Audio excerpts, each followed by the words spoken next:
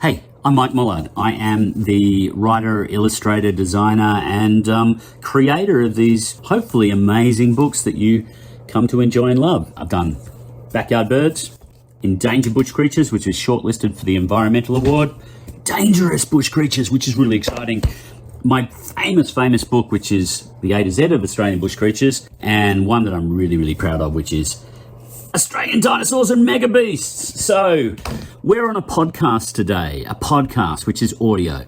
So it's really hard sometimes to visualize books. So Darren and Veronica are going to take you on an adventure through book, and you can hear how passionate and wild and exciting I find creating books for kids and parents. For years and years and years, parents have been reading books to kids. Parents have been guiding kids through books, and I create books which hopefully will bond families together. They'll both enjoy exploring knowledge, and they'll both enjoy my encyclopedia-like approach to book writing with a manga graphic illustrations that are completely unique. I don't know anyone else who draws like I draw. So I've got this style which I hope to explore with you in the podcast to come. Yeah. Thank you, everyone, for having me on board. I hope you enjoy the podcast coming up. I love Australia. I love books, so I'm so proud to be here. Once upon a time. Welcome to Australian Book Lovers, your destination for imagination.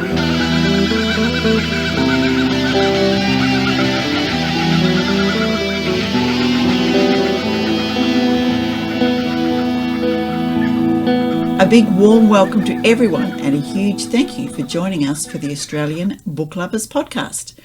Our mission is to bring fabulous Australian and Indigenous literature that spans a whole range of genres to book lovers around the globe, as well as fantastic resources and information for passionate authors looking to write their next bestseller. I'm Veronica Strachan, aka V.E. Patton, fantasy, memoir and picture book writer, voracious reader of lots of genres, and one of your co-founders and hosts, coming to you from Wurundjeri Woiwurrung country. And I am Darren Kesenko, dystopian science fiction and horror author, avid reader, one of your co-founders and co-hosts of the Australian Book Lovers podcast and website.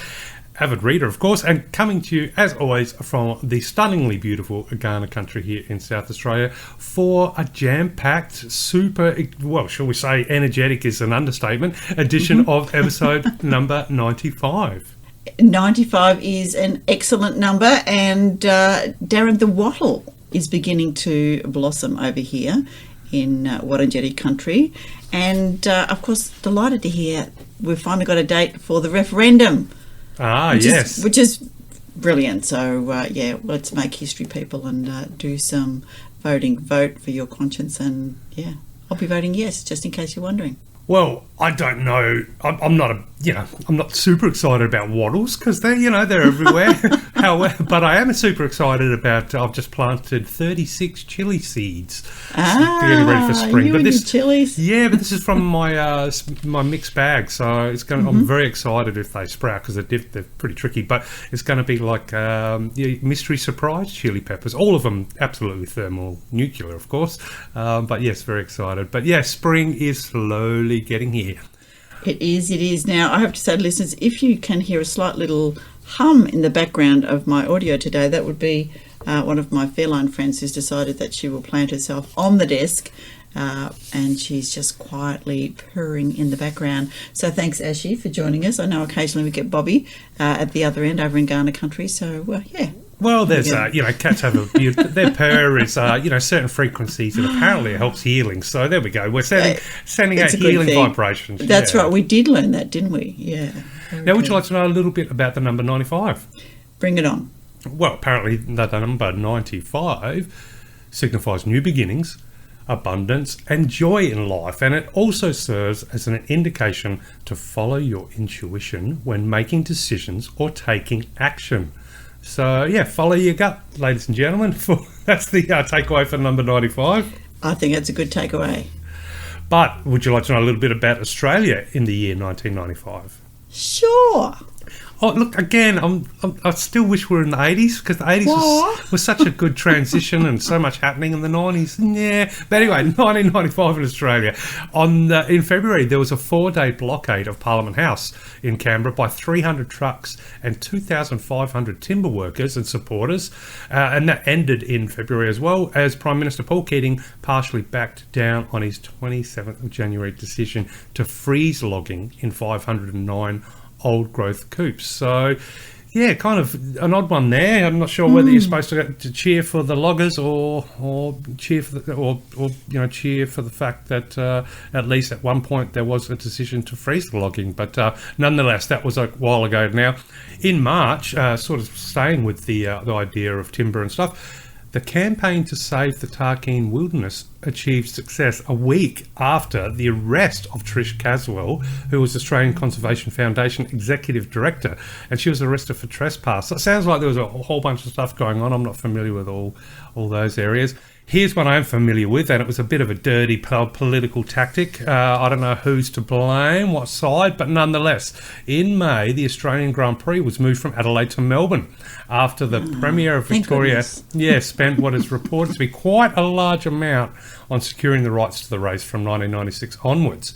There were protests about what many saw as the turning of public parkland into a private racetrack. Very controversial, because we kind of got hoodwinked here. We had no idea it was even happening. So there we go. In June and July, the June-July period, Qantas was privatised. Good or bad? I'll leave that up to everybody to decide. In July, Telecom Australia changed its name to Telstra. Yes, you can change the colour of the spots, but it's still a leopard.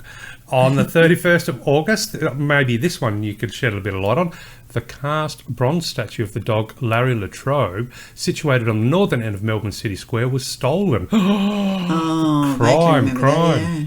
Now, 20th of October, Brenda Hodge, who was the last person to be sentenced to death in Australia before the full abolition of capital punishment, Brenda was paroled from prison after serving 11 years of a life sentence. Bit of a strange turn of events there. Here's one I mean, look, I'm very familiar with I've heard of the rabbit calicivirus disease, but I didn't realise in November the rabbit calicivirus disease escaped from an island testing station in South Australia and quickly spread into Victoria. And it's estimated that the feral rabbit population would be permanently reduced by 60%. So talking post-COVID about, labs and stuff leaking out, I guess guilty as charged here in South Australia as well. Lucky it was something that affected rabbits and not humans. Yeah, although I must say the wild rabbit population around here at the moment is certainly not declining. Little rabbits are everywhere. They're cute, but we don't see too many around here. In November, after a 6-month trial, David Harold Eastman was convicted by a jury for the assassination of Australian Federal Police Assistant Commissioner Colin Winchester. He was sentenced to life imprisonment and can only be released by approval of the ACT Parliament, Federal Parliament and the Governor-General. So yeah, pretty big sentence there, and a unique sort of option to get out, which is not a very good option at all, or not a very realistic option. Now, on the 10th of December, Tasmanian Premier Ray Groom handed back to Tasmania's Indigenous people 12 sacred and cultural sites, totalling 3,800 hectares, in an historic ceremony at Kidston Cove. And here we go. We were certainly shooting into the future in 1995 because pay television arrived in Australia, with Foxtel and Optus Vision launching in the metropolitan areas and Galaxy and Austar launching in regional areas that year. So I had Austar for a while. It was good fun because you could buy, on the Gold Coast you had the Austar, you get the very basic package, and then there was a fella at the pub that you could buy the gold card for $25. Yeah. And you insert it and you get all the channels. It was a beautiful system. Yeah.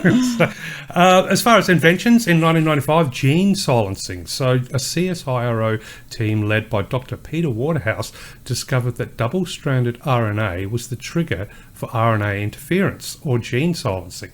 So, of course, gene silencing is one of those methods whereby we can now investigate and build upon our scientific knowledge of genes and diseases and all those sorts of things. So, yeah, pretty big invention there. Well, discovery, shall we say, rather than invention. But as far as invention, the Jindalee radar system was developed by scientists at the CSIRO, and basically that system detects stealth aircraft and missiles by searching for the air turbulence generated by such vehicles. So pretty cool. You can make the machine stay invisible, but you can't change the air. So that was a very outside the box thinking there. Very well. Yeah, so that is my little snapshot of Australia in 1995. I'm hoping 96 will be a better year, because this was a little bit vanilla, really. All right, well, let me share with listeners some words, given that this is a literary kind of podcast. So I'm taking my words from the Dictionary of Obscure Sorrows by John Koenig, and this first one is Fitzgerald. And it's for writers, really, because it's a noun that is a random image that becomes lodged deep in your brain, maybe washed there by a dream or smuggled inside a book or planted during a casual conversation, which then grows into a wild and impractical vision that keeps scrambling around in your head, itching for a chance to leap headlong into reality. So a Fitzgeraldo. I suspect that a lot of our listeners who are authors, and maybe some who want to be authors, have, experienced a Fitzgeraldo. And it's from the titled character of the 1982 film Fitzgeraldo, which is directed by Werner Herzog, about a man who is overcome by the thought of hearing Caruso's operatic tenor echoing through the Peruvian jungle. To find this effort, he hires local people to pull a steamship over a mountain, a feat that was done for real for the film's production. It's pronounced Fitzgeraldo. How about that? Taking a steamship over a mountain in the jungle, so that he could hear an operatic tenor. Yeah, Werner does some pretty strange documentaries. All right, so that was my first one. Now this is actually no, I'm going to read that one. I've got 3 of John's words today. This is the slightly longer one. So this is Maru Mori, which is the heartbreaking simplicity of ordinary things, and I think with our author coming up that this has some significance. So most living things don't need to remind themselves that life is precious. They simply pass the time. An old cat can sit in the window of a bookstore or on the bench next to me here, whiling away the hours as people wander through, blinking calmly, breathing in and out, idly watching a van being unloaded across the street without thinking too much about anything. And that's all right. It's not such a bad way to live. So much of life is spent this way, in ordinary time. There's no grand struggle, no sacraments, no epiphanies, just simple domesticity, captured in little images here and there. All the cheap little things, the jittering rattle of an oscillating fan, a pair of toothbrushes waiting in a cup by the sink. There's the ragged squeal of an old screen door that's ours. No matter how much oil Ian puts on it, it just continues to creak. But anyway, it does bring the chickens running. The dry electric screech of a receipt being printed, the ambient roar of someone showering upstairs, and the feeling of pulling on a pair of woolen socks on a winter morning and peeling them off at the end of the day. These are sensations that pass without a second thought. So much of it's barely worth noting. But in a couple of 100 years, the world will turn over to a completely different cast of characters. They won't look back and wonder who won the battles or when. Instead, they'll try to imagine how we lived day to day, gathering precious artefacts of the world as it once was, in all its heartbreaking little details. They'll look for the doodles left behind in the margins of our textbook and the dandelions pressed in the pages. They'll try to imagine how our clothes felt on our bodies and what we ate for lunch on a typical day and what it might have cost. They'll wonder about our superstitions, our weird little memes and phrases and jokes we like to tell, the pop songs we hum mindlessly to ourselves. They'll try to imagine how it must have felt to stand on a street corner, looking around at the architecture, hearing old cars rumbling by, the smell in the air, what sauce must have tasted like. We rarely think to hold on to that part of life. We don't build statues of ordinary people. We don't leave behind little plaques to commemorate the milestones of ordinary time. For example, here on the 25th of March, 1995, some neighbours went out walking with their dogs. Their children took turns holding the leash. It was a fun afternoon. for everyone involved. Don't see many plaques like that, do you? But it all still happened. All those cheap and disposable experiences are no less real than anything in our history books, no less sacred than anything in our hymnals. Perhaps we should try keeping our eyes open while we pray and look for the meaning hidden in things right in front of us. There we go. So that is a tribute to Maru Mori, a friend of Pablo Neruda, whose gift of wool socks inspired his poem, Ode to My Socks. There you go. And compare Memento Mori, which is a poignant reminder of our own mortality. It's really lovely. I really like that.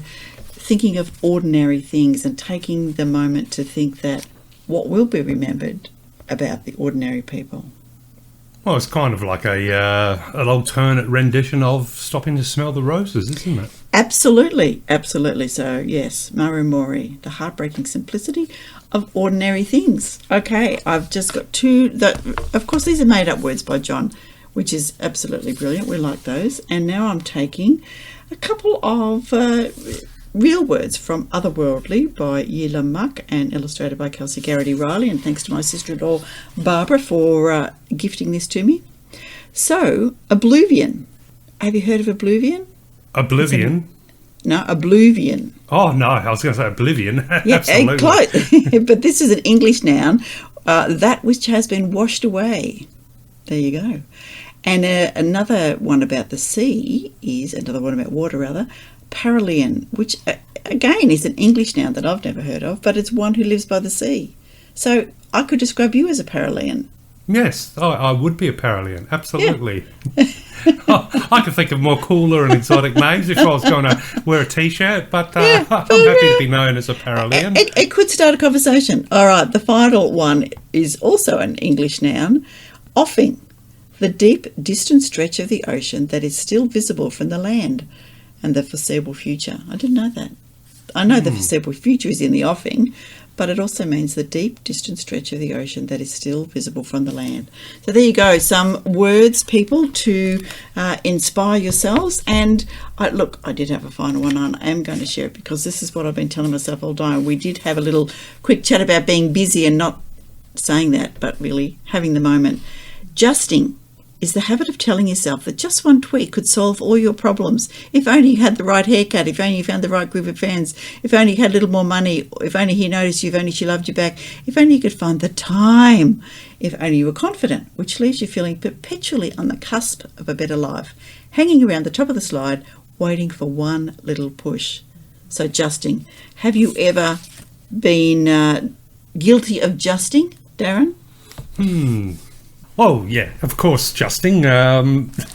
That's probably takes up a lot of my thought, my RAM, well, not my RAM, my RAM, should I say, my brain, my random access memory, because always nothing is ever completely complete, is it? There's always something that can be touched up. There's always a moment in time that you figure can be enhanced. Yeah, of course. And the reason why we, probably all of us who do this, buy a ticket in Tatslotto on the weekend, because if we had more money, if we just won First Division. All right, time for some news, because we have a big interview. Tell us who is on the interview couch today. Absolutely. I had the super cool fun chance to chat with author and illustrator Myke Mollard, who a lot of listeners might have had a brief moment to have a listen to, because he was part of our wilderness specials, but this was an opportunity to sit down with him and have a good chat about his work, his method of illustration, the motivation for his books, and how he approaches writing the books. It is a fascinating interview. This guy is full of energy. I would liken him to, I guess, the Steve Irwin version of an author and illustrator, and also with an equal love of nature, but that's coming up very shortly. But absolutely, let's take this opportunity to jump to some news for episode 95. Excellent.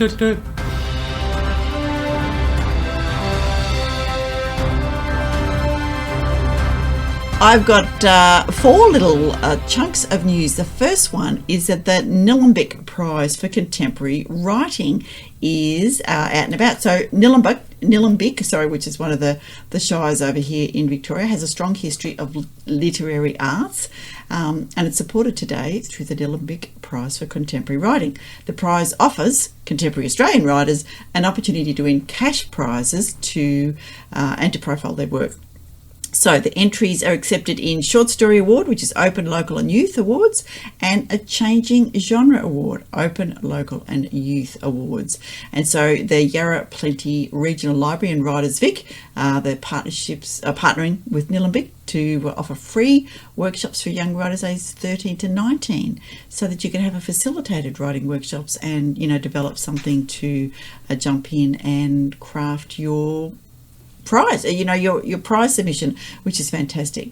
So jump on to nillumbik.vic.gov.au, which is NILUMBIK, and you can see that the entries are open and they close on the 2nd of October, so you've got about a month to get cracking.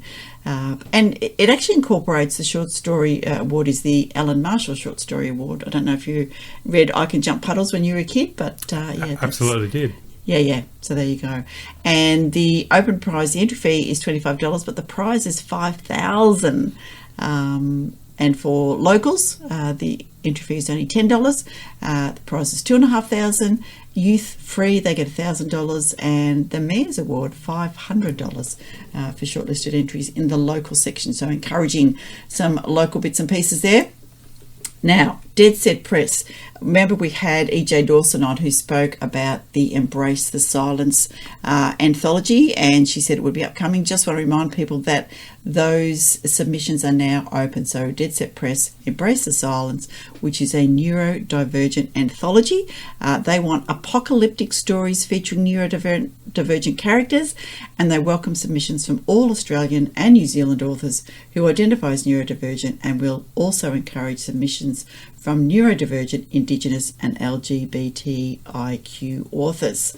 And it's, being assembled from the cover to the footnotes by a team of neurodiverse individuals, including EJ Dawson and the sleep-deprived Austin P. Sheehan, who has a new wee baby, and that's keeping him awake. So this submission closes Saturday the 30th of October. And please note, no AI written stories. Okay, big TV news. Holden Shepherd's Invisible Boys. We've chatted to Holden on the podcast. I've read several of his books, Invisible Boys and the next one, which, sorry Holden, it's just escaped my mind. But the exciting news is that Invisible Boys has been picked up by Stan for a 10-episode series, and that's going to start really soon. Yeah, they're starting to recruit talent over in Perth and Geraldton for Invisible Boys, which is absolutely brilliant. So congratulations to Holden, and good on you, Stan, for picking up another Australian bloody fabulous creator.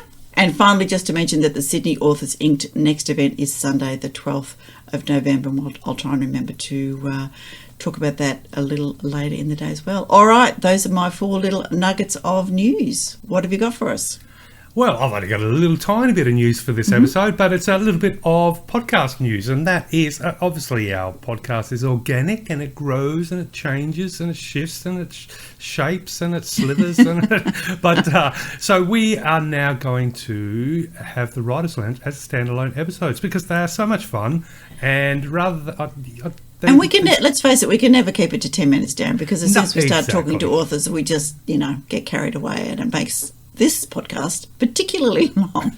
Yeah, and it's so much fun kicking back and just having, shooting the breeze and enjoying drinks. So, so news for episode 95 for the podcast, Writers' Lounge will now be a standalone. So looking forward to chilling back and having some really cool guests and lots of cool conversations moving forward. So keep your eyes peeled or your ears peeled, whichever one you want to peel, for those episodes coming real shortly. But that is the end of the news. So I'm thinking maybe it's time for a coffee or warm beverage in the Reader's Cafe, and before we head on to the interview, what do you think?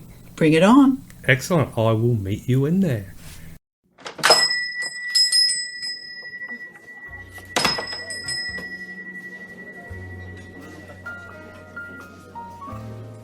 In the Reader's Cafe, I need to mention our last guest in the Writers' Lounge, which we're now going to make as a separate episode.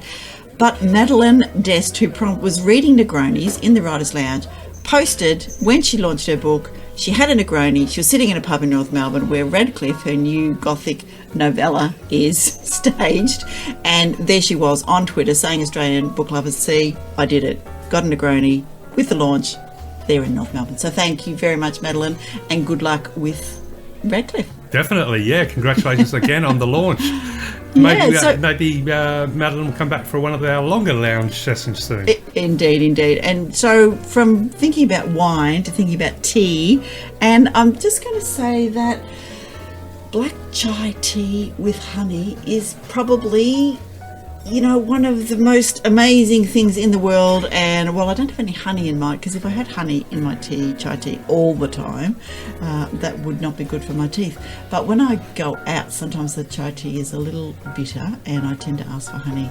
And thank you to Baringo Café, Wine and Bar, etc. I had the most fantastic chai tea the other day, so I'm going to imagine that that's where I am. The Baringo Cafe with a chai tea. Well, I'm actually in a wooden platform on the top of a forest canopy, drinking Right. a strong green tea, Oh. inspired by today's guest. Of So I'm course. kind of thinking Aussie bush up high, but cross Yeah. Ewok villages from Return of the Jedi. So that's my cafe. Just I got the birds perched around me, and I can see all the top of the trees shifting and blowing in the wind, and I got a good strong green tea. Excellent. And I've got a whole lot of new titles to spotlight in today's Readers Cafe as well. Okay. So, of course, these are all brand new listings on the Australian Book Lovers website. So to learn more, just go to australianbooklovers.com and hunt these down. Going to start with a book called Late by Michael Fitzgerald. And Late you can find under Our Contemporary. So an American actress renowned for being late is living with her two cats in a modernist clifftop apartment in Sydney in the late 1980s. The recounting of her story is prompted by the arrival of an old typewriter and a book addressed to Zelda Zonk, and by the arrival of a young man called Daniel.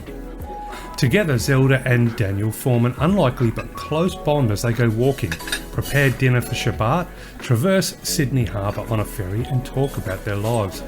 Part of their bond is the discovery that they are both orphans. Daniel is also a habitué of the nearby sandstone cliffs where men have mysteriously gone missing. In Late, Michael Fitzgerald superbly captures the literary spirit and sensibility of an ageing woman and icon who has escaped celebrity.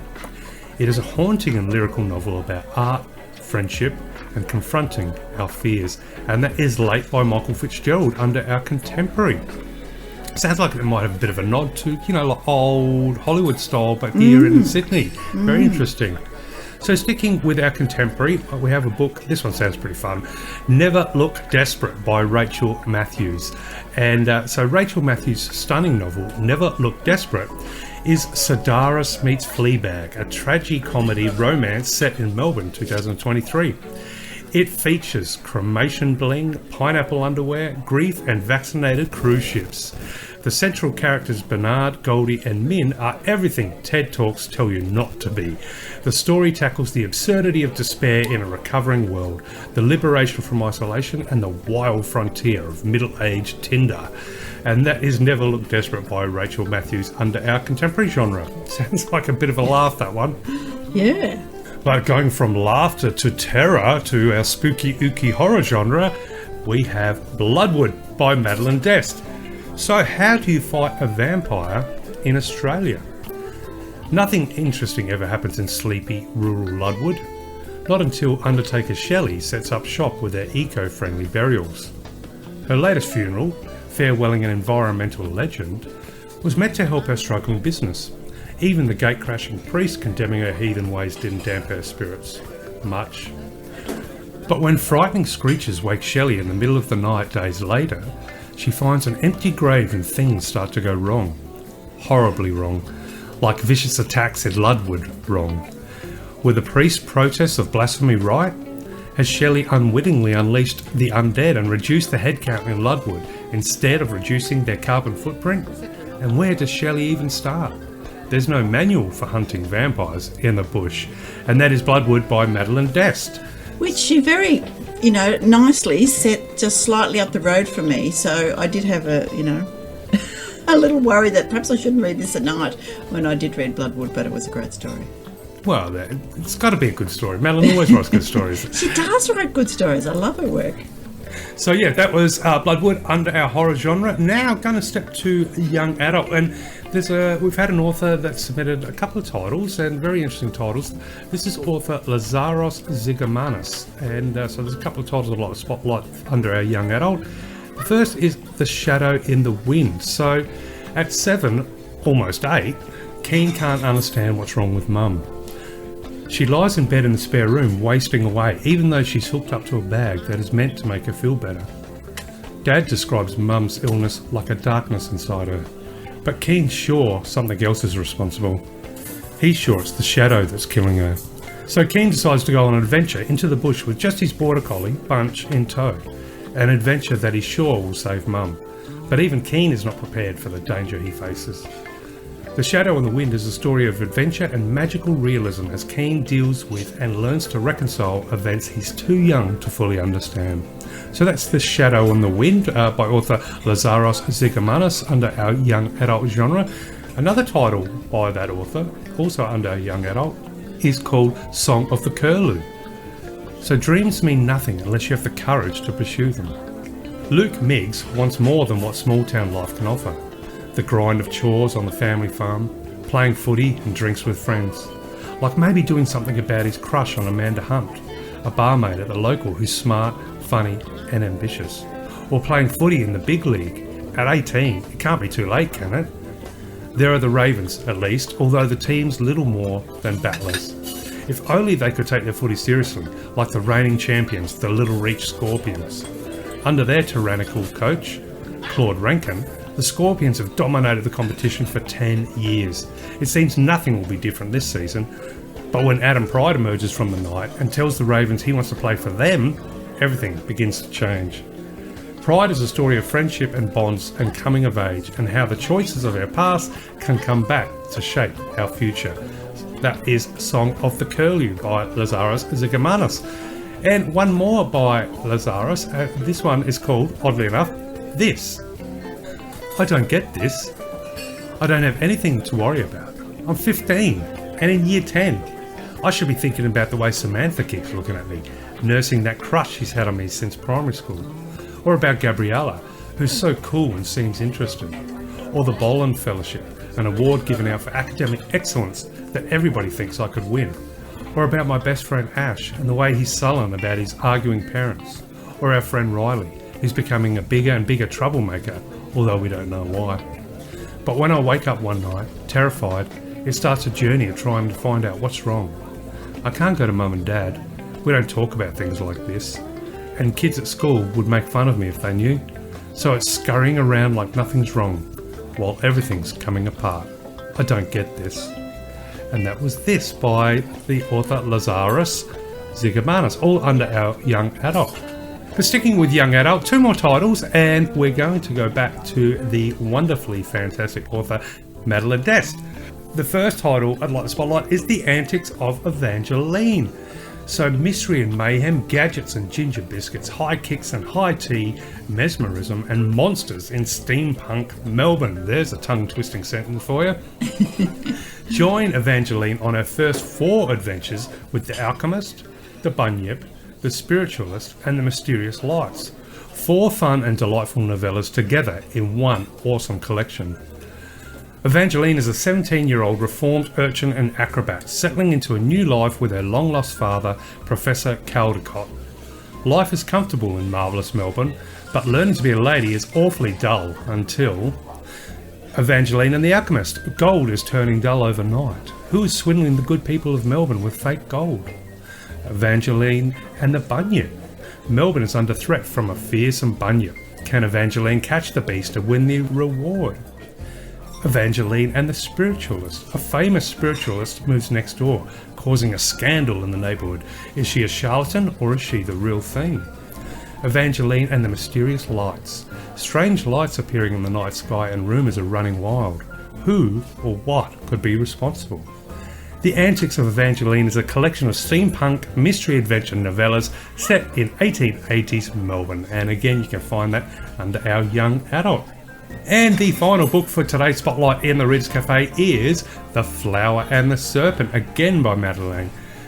nominated for an Australian Shadow Award for Best Novel 2019. Mysterious disappearances, a battle for the spotlight and nightmares. It's just another day at Beacon Hill High School.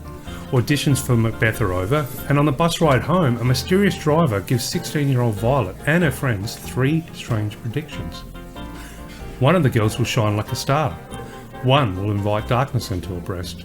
One will depart forever. Please, how cliche. Besides, Violet clearly knows that she's the star, but when she isn't cast as Lady Macbeth and strange things begin to unfold and the predictions begin to come true, Violet can't help to wonder which one will apply to her. Determined to be the one that will shine like a star, Violet will do whatever it takes to get the leading role, no matter the consequence. Modern day Shakespeare meets supernatural mystery with this nail-biting young adult horror by Madeleine Best. So there we go, The Flower and the Serpent. Just a number of spotlights today, and all very, very cool and interesting titles. Yeah. All can be found under the Australian Book Lovers library at australianbooklovers.com. So jump in, grab yourself a super new read, whether it's horror, YA, contemporary, it's all there. It is all there, and I have read, I think, everything of Madeleine. So that The Flower and the Serpent is set in the mountains in down in Tassie. So yeah. Again, local, very gothic-y. Local, but gothic, and she has this amazing ability to just make it seem so natural, the story, and there's vampires or there's spooky things happening, so very good, which is perfect. That just kind of sucks you in. And of course, I'm going to share with you my reading challenge from which you can spot on Goodreads if you're absolutely desperate, or just have a listen to me and see what I have been reading or listening to, of course. So since we spoke, I have got into a little bit of Kathy Reichs, who wrote all the Bones series about Temperance Brennan. So I've read Grave Secrets, because I couldn't find the first few books. I've read Grave Secrets and Fatal Voyage, so I had forensic things wandering around as I get the chooks out and all those kind of things. I've read Jane Harper's Exiles, which is great because I think the miniseries movie is going to come out soon, also good.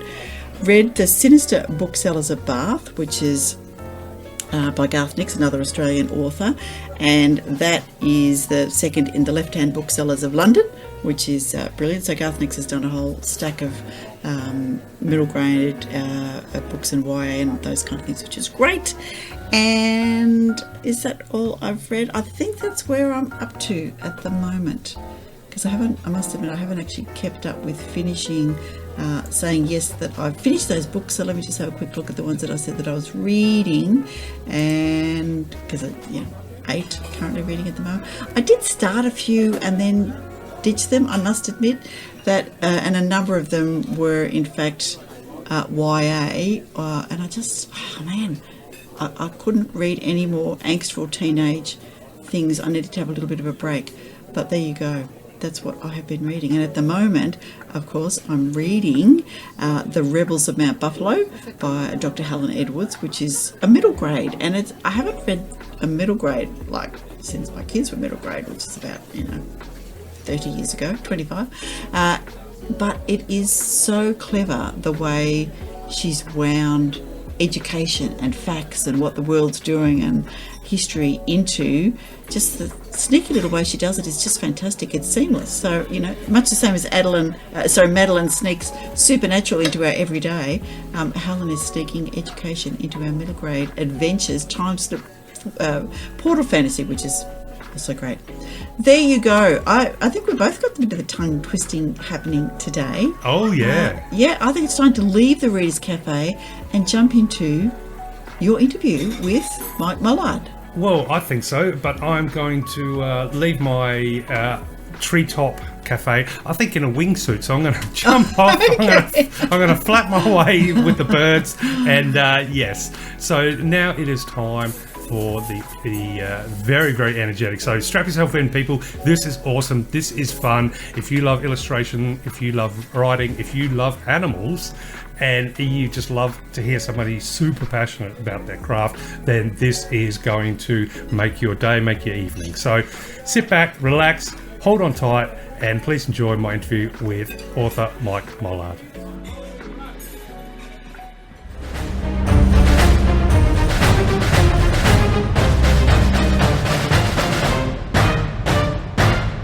Ladies and gentlemen, book lovers and art fanatics, my very special, super special, should I say, guest today is an author and illustrator whose astronomical artistic trajectory has seen his creativity evolve in mediums such as graphic design, branding management, marketing and television commercial production, and is now bringing the magic of reading to children all across the world.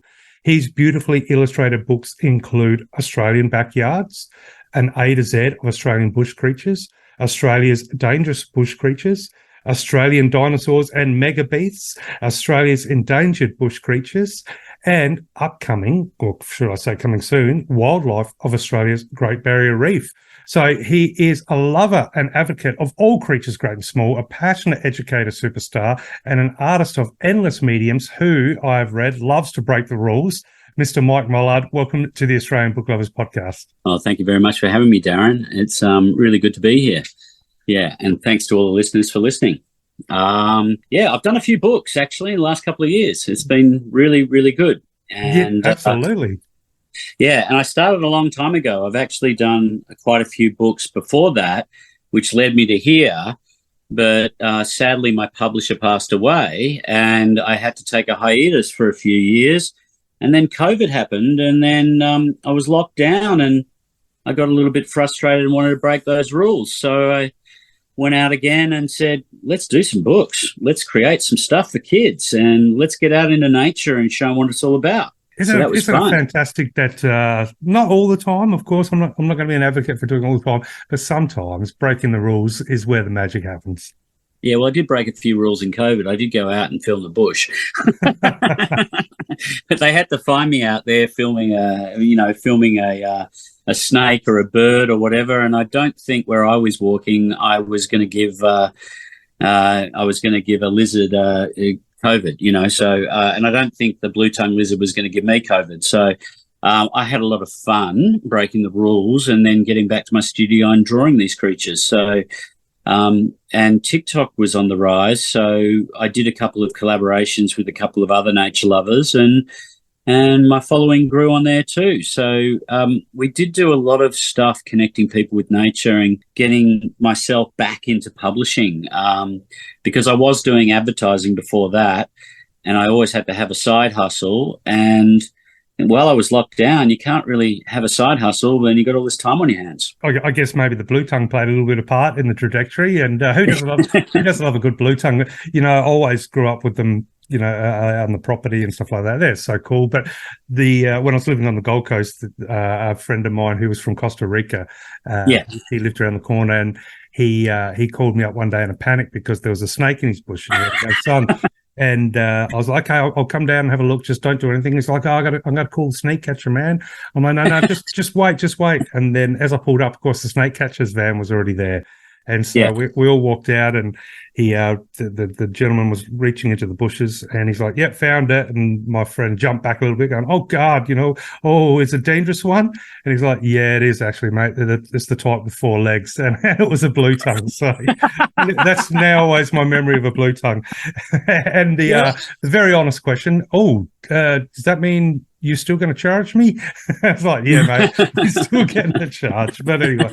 Funny you say we're talking about blue tongues, because I think as a child, when I was about 3 or 4, somewhere mottled between the dreams of wildlife that I had when I was a kid and my backyard, we had blue tongues under the shed that would come out. And I was fascinated. I'd lay out on the grass underneath the clothesline, waiting for those blue tongues to come out and sun themselves, and then watch them hiss and poke out their tongues. I never handled them or whatever, but I loved watching nature in the backyard, and they were in my backyard, and there were other birds and species and stuff. So ever since I've been really young, I've always got a great memory of being, kicking around on my BMX, going down the park, finding things, going into local gardens and stuff and finding stuff.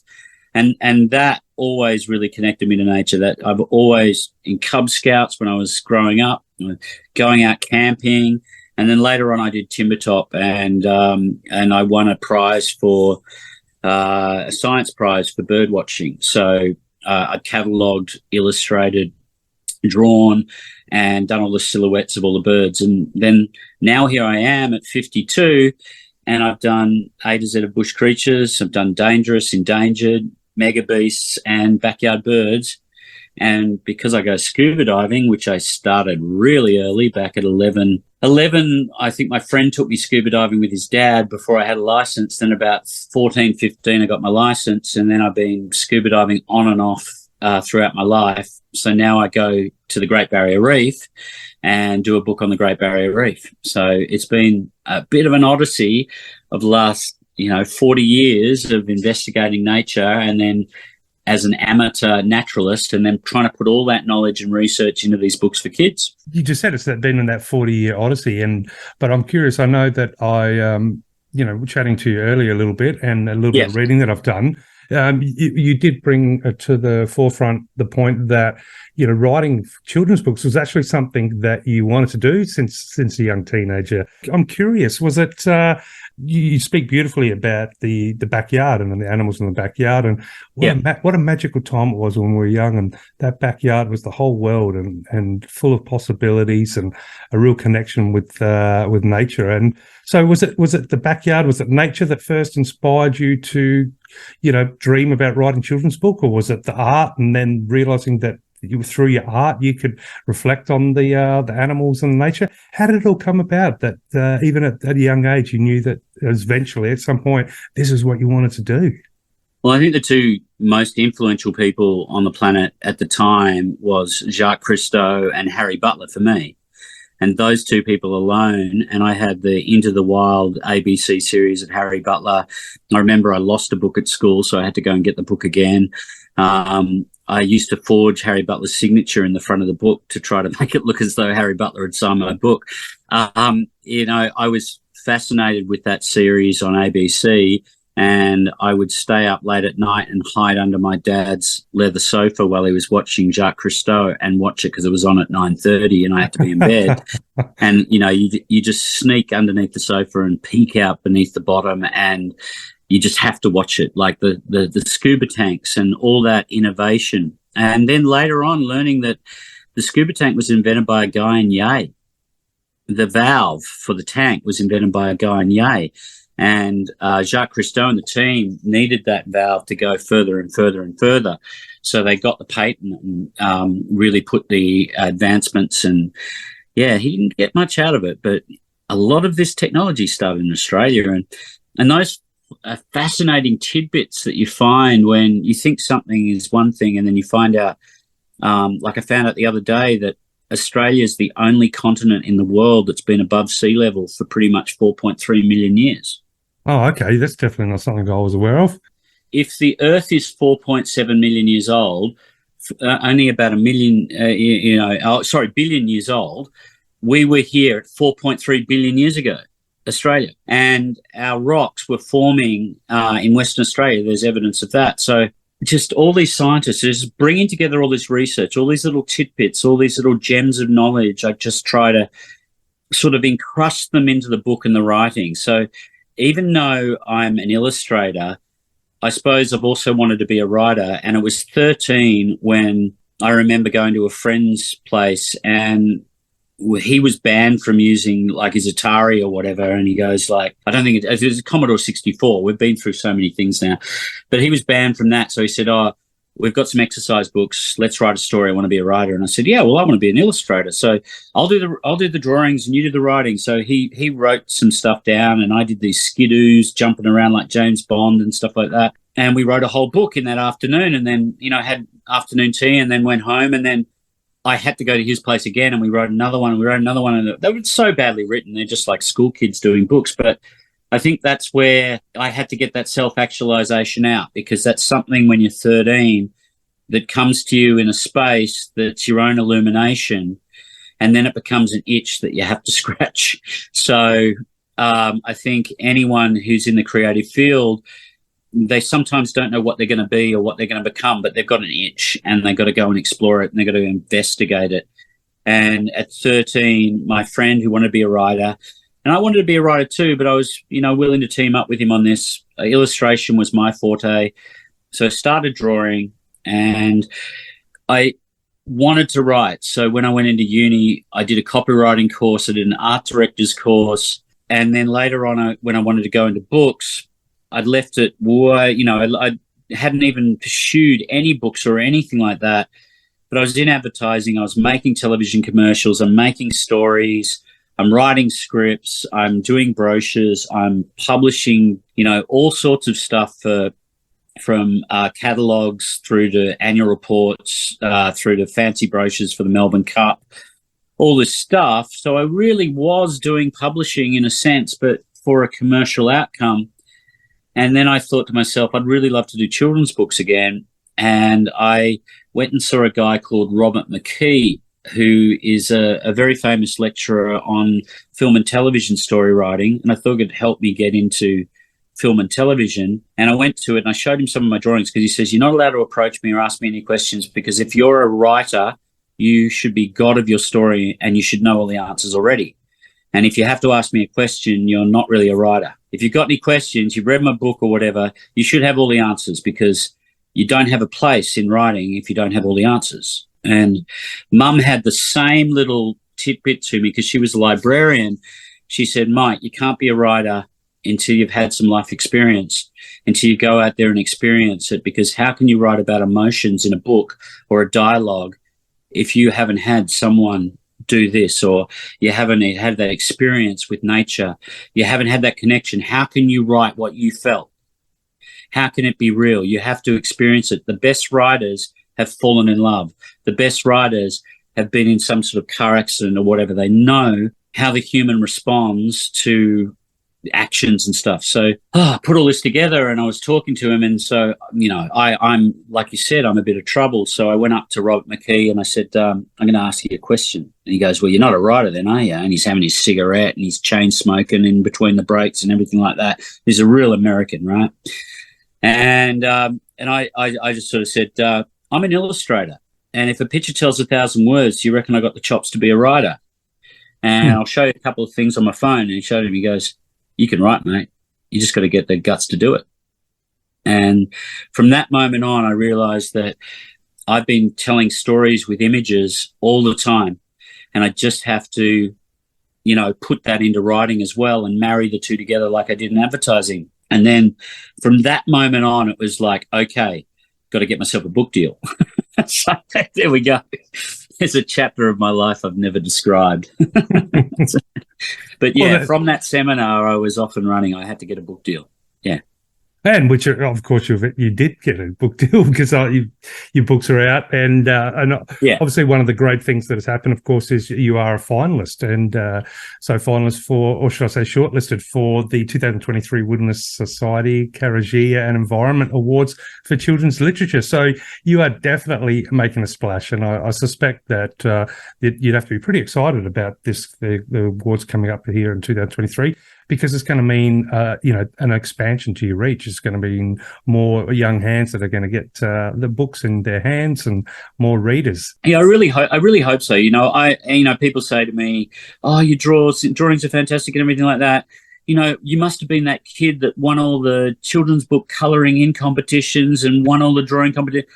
I've gone on many, many competitions throughout my life, and I can tell you that in the 30, 40 years that I've been trying to enter competitions and everything like that, I have never won, never been shortlisted, never done anything. And people, their jaw drops and goes like, oh, you never. And so this is, my heart skips a beat now. I'm shortlisted for this award. And my mum was a very big supporter of the Wilderness Society, and like I said, my whole family's been behind this fantastic society for many years, and here I am being shortlisted for the environmental literature. It's just like I'm speechless. I can't describe it. Honestly, it's crazy to think, but here I am. I'm so proud to be shortlisted. I can't wait for September.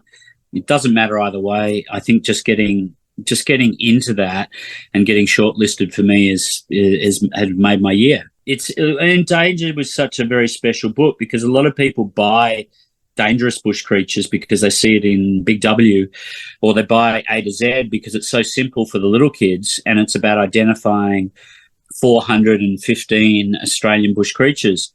And then dangerous is about identifying all the dangerous creatures and learning a bit about why they're dangerous. And it's a bit of a captain's choice because I put 50 dangerous creatures in there and I've got a huntsman. And people go, well, a huntsman's not dangerous. Why is it? I said, when it jumps out from your visor while you're driving 100 down the freeway, you tell me as a mother whether that huntsman is dangerous. It's in my book. It's a captain's choice. Oh, yeah, and I tell you what, if you want to get an American audience going, you just mention the huntsman and some of the sizes that I've seen, and I tell you what, they cancel their tickets to Australia. No, I'm not going. If I can find that under the visor in an aircraft or something, if Qantas could have the first airplane crash over a huntsman, I'm not coming. So I had to have a huntsman in there. It's just so much comedy and so much cultural exchange between American people on TikTok. You just mentioned that, and they freak out at the size of our spiders. And I just say, well, you've got tarantulas, man. Like, they're huge bird-eating spiders. What are you talking about? And bears. There's more dangerous stuff in America, and you're crying about coming to Australia? Man up, Well, I suppose it's not their tarantulas don't pop up in the dunny every now and then. Whereas here you open the door and suddenly you got that, what looks like a 1 foot wide spider staring down at you. Well, talking about the dunny, it's the green tree frogs in Queensland that should be worried about. Well, yeah, absolutely. I remember doing the drive, going back a few years, but it was around the time that they had to cancel the shooting for the new Mad Max because of the unseasonal rains, and I was driving up to relocate to Cairns, so we're doing a East Coast trip there, just taking our time, and somewhere in New South Wales, sort of on inland, so where it's usually pretty damn dry. Because of the rain, green tree frogs in the toilets and in the shower blocks of this camping ground, and the owners, they're saying, it'd been years since they'd seen it. So yes, definitely the old green tree frog in the dunny I'd much prefer that than a huntsman. Yeah, well, talk about trouble. Like if you've got tourists over here, and you're up in Queensland, you're out in the rainforest or something like that, you just make sure you got a video of Blair Witch and The Thing, and then you go and get them to go to the toilet halfway through one of the movie fests, and then when they flush the toilet and all those green frogs come out, they come running back and say, "Give me the popcorn! I can't go to the toilet." One of the biggest spiders I've ever seen was actually when I worked in film and television up, and we filmed a lot through the hinterland on the Gold Coast there. Mount Tamborine. And, that's a beautiful place. Yeah. So we were lucky. We got to go to a lot of private locations where it was untouched and sort of non-tourist areas. But I'd be walking through to carry equipment to a new location, and the golden orbs, they can be massive. I mean, admittedly, it's mainly their leg span, but the way they could be, 3-4 times the size of my hand, but that web, but you won't see them until your nose is almost touching it. Or you just go straight through the web. And they are incredible. Something so big and yet so beautifully camouflaged. And cane toads, oh boy, we've bumped into cane toads. Well, back then we bumped into some cane toads that were, almost up to your knees. They were literally monsters.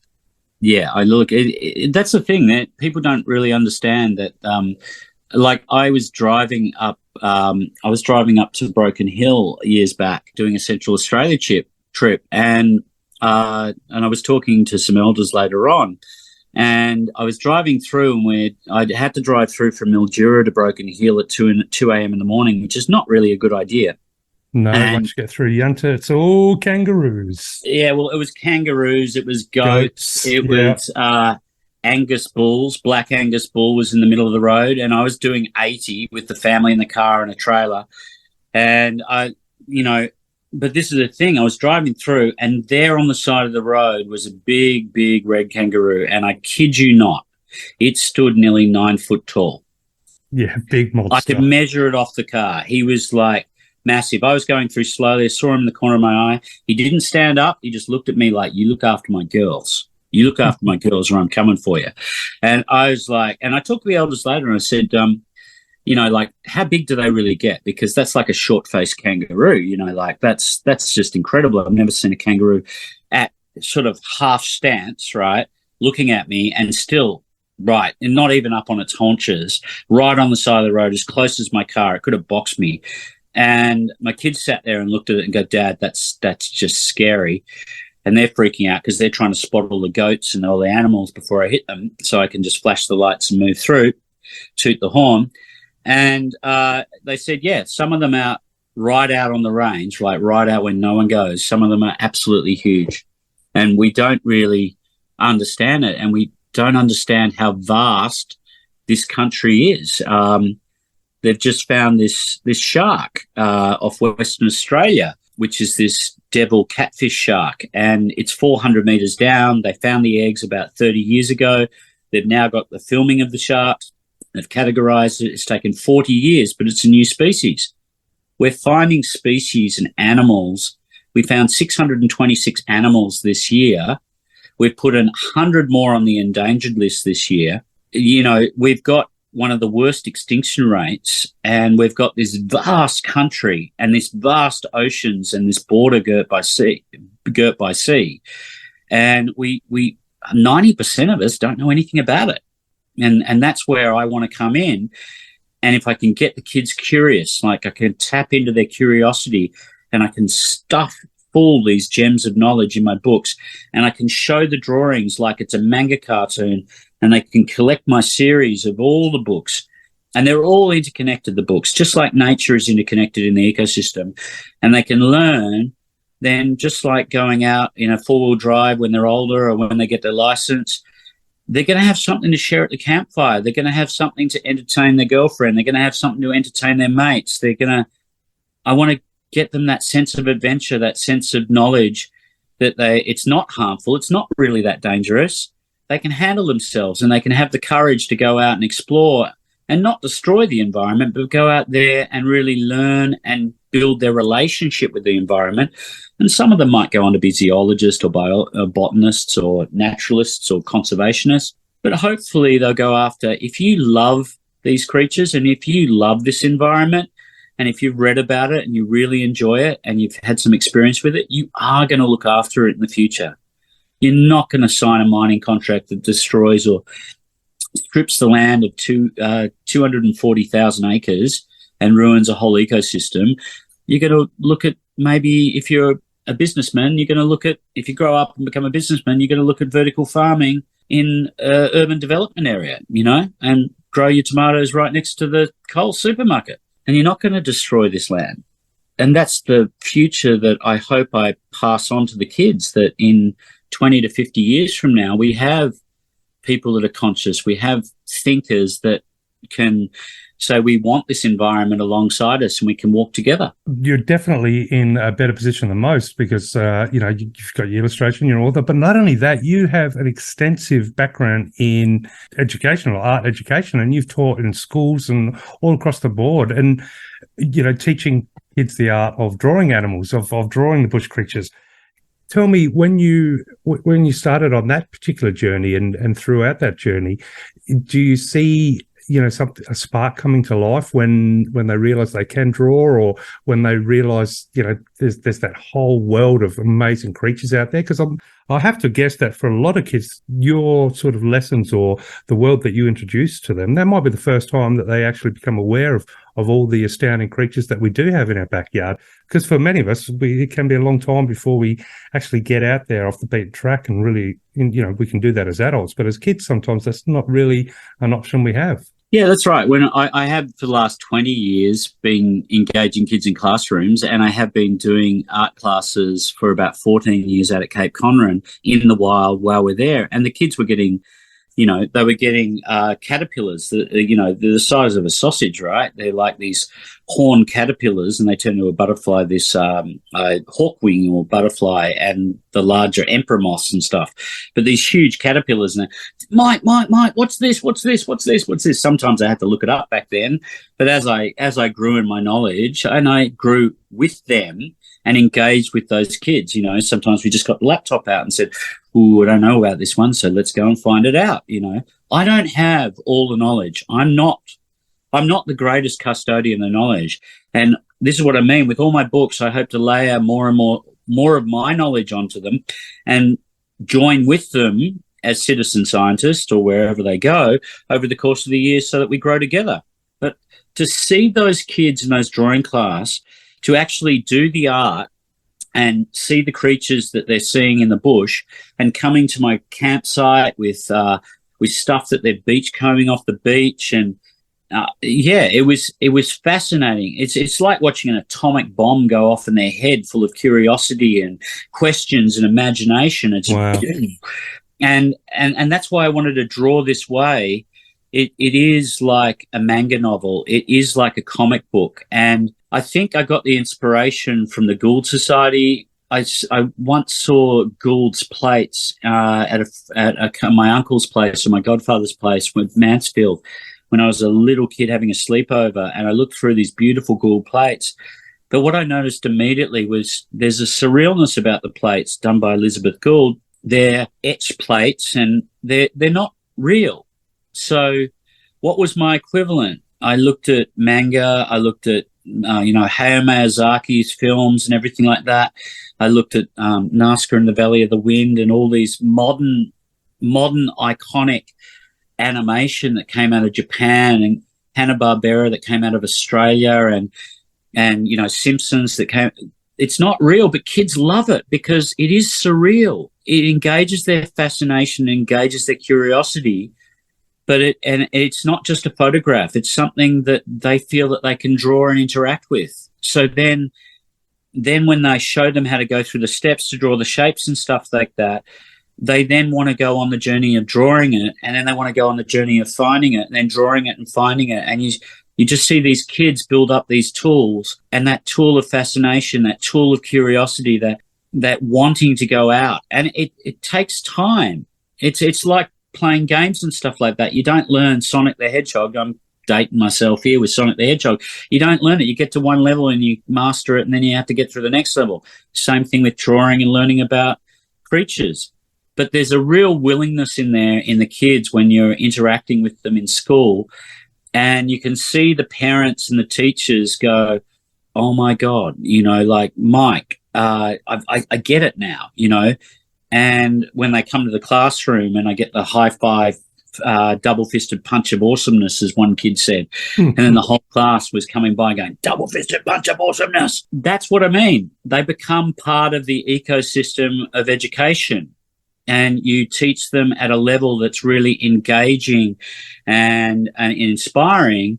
And it's inspiring for me just as much as inspiring for them, because we're both in that space together. And that's what I love about it. And that's what I love that hopefully I can get on television later on, and I can get on radio shows and podcasts, and I can get back into the schools and teach again. But I've been a Cub Scout leader for 10 years, and I was awarded for my program, but I never actually really wrote a program. I just ad-lib it as I go. I'd let the kids do as much. I'd bring all the tools in there and throw it all in front of them. And I'd go to the op shop and I go, and we've got a thing on flight. So I've got saucers here, I've got coffee mugs, I've got plastic frisbees, I've got paper origami to make planes with. And they go, what are we going to do with the plates? Oh, they're saucers. You're going to make UFOs, but they're China plates. Yeah, well, I got them from the op shop. You can clean them up later. Throw them at the wall and see if they fly. And then I got them little sketchbooks, and they're smashing these plates against the wall going, oh, it's like insane. But did they fly better than your paper plane? Give me a hypothesis. Work out the science of what's better. Did the teacup work better than the saucer? Why do we call UFOs flying saucers? Where are we going to go this? And we go to the whiteboard and we try and map out alien invasions and all sorts of things. And now, how the aerodynamics of wind go over that? Why did it dip down? Did it lose its balance? Open up their minds to be curious, and then they'll love physics. Open up their minds to aerodynamics, then they'll want to fly a plane. Once they learn it by maybe destroying something against a brick wall, which was no skin off my nose, I just cleaned up the plates and we put it out in the rubbish and everything like that. They learned how to clean up. They learned how to clean their rooms. There's so much learning just in one experience. It's just knowing how to guide them through it. And that's what I love about teaching too, teaching kids and engaging them. I've got to admit, I missed out on the opportunity to sort of be a part of any Boy Scout or Club Scout sort of thing. But you make me really jealous about that fact now. That sounds like it would be super cool fun. Yeah, well, being a parent of 5 kids, it's, raising 5 kids at some time, and I've got 3 kids of my own. I think I try and teach them the same way. We go out into nature, we investigate things. I learn through them. I think as parents, we have to really listen to what is coming out of our children and really engage with that and really guide that. And they teach me as much as I teach them. And it is that layering effect. It's that you put your fingers together and your left hand, your right hand, and you clasp your hands together, fingers all interlocked. They are one hand and you are the other, and you have to do that. You have to create those partnerships. And that's what I like also about writing and drawing. I design the books, I write the books, and I illustrate the books. And I use the design of the books to form that interlocked marriage between the words and the images to try to create the engagement. It's an all-in attitude, and it's a very unique, hard way to do it, because there's lots of people that write and they need an illustrator. There's lots of people that illustrate and need a writer, and they need the writer to genesis the illustrations, where I'm walking out in nature all the time, investigating nature, and then saying, how do I bring all this ecosystem into the book? And then how do I describe it? I'm just overwhelmed. So then I use the design of the book to say, okay, well, I'm going to have 18 pages in here, which is written. It's going to flow like this as an overall arch. And then I collect up all my research and I say, okay, well, I've got 4,000 things that are going on that page. Oh, that's too much. I can only fit 8 on there, and I can fit, I've got these things in the illustration. So I've got 16 creatures here, or 35 creatures. Well, I've got 8 hypotheses here to play with, and I've got those creatures that I put together for these reasons. And then, okay, let's knit this together and tie my shoelaces with it. And then that becomes the knowledge in that book, because I can't put everything in there. But if the kids can learn the names and they can correctly spell them in the Google search, or they can correctly look them up at the library, there's a wealth of knowledge in libraries and in school libraries, and asking the teacher and asking mum and dad and finding out and investigating and exploring. But they need that first identification of what they want to look for. And that's what you can't get out of AI. That's what you can't get out. You need the input data. And that's where my book comes in, to sort of say, here's what I've scraped off the world. And I'm not scraping off the internet. I'm going out into nature and finding it out for myself, and scraping out of my knowledge and my experience of 40 years, and then putting them into a book and starting to tie the shoelace together and marry those words with those images, put them to a theme, hopefully to inspire kids to go on their own adventures. And then I'm not telling them what to do. I'm just saying, here's your Bible, go and explore. Here's endangered creatures, go and find out. They're not going to learn about them unless they go do something about it, or unless they go and look for it, or find it in a certain area. Or if they come across that rare and new creature in the bush, they go, hey, I can get on iNaturalist. I got a photo of a rare ground parrot when we were on an adventure to, central Queensland. My God, they haven't even found it in, 20 years, and it's been possibly extinct for 100, and I got a photograph of it. Upload it, and every scientist goes berserk. There's some amazing citizen scientists we can get out of our kids if we activate them and get them out there. I love that term, citizen scientist. And I do also just love how your books are also an invitation to be interactive with the world around us, with the environment in your backyard, through to adventures in the bush or wherever you might be going. I just love that. But you do talk about the different the art techniques that you've employed, and all the, I guess, how you've used nature itself as a guide to all your artwork. But if we can just delve a little bit into your process, because I understand also you've developed a really unique style over all these years when it comes to illustration and putting together, illustrative narrative for these books, and not just books. Again, these are invitations to become interactive with the world around you. But I wonder if you could just give our listeners a little bit of a peek into the process you've developed, because it really is a very unique one, and not something that happens overnight. That's for sure. No, it hasn't. It hasn't happened overnight, and it's something that I learned in advertising when I was doing catalogs and things. And my skill set in advertising, which I thought I'd go into film, but it really helped me with all sorts of creative processes. Yeah, I had these libraries of images which I had to reuse and reuse for all the catalogs. So we'd build up this massive image library, then we'd build up the text library. Then we built up all the price points and all the graphic libraries for these catalogs. So we could pump out a Brash's catalogue or a Mitre 10 catalogue or a Retrovision catalogue every month. And I was working on retail a lot, and Myer and David Jones and stuff like that. So I haven't heard the word Brash's for a long time. Yeah, Brash's. I'm dating myself again, and Smackos. I did a few Smackos commercials back then, so television for them.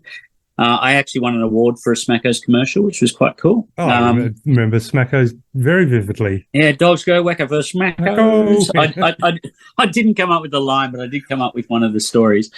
And I helped out cartoon those characters for the agency, so that was a load of fun. But understanding that process, I started using the computers and my photo retouching skills, but I wanted to do something that was hand-drawn.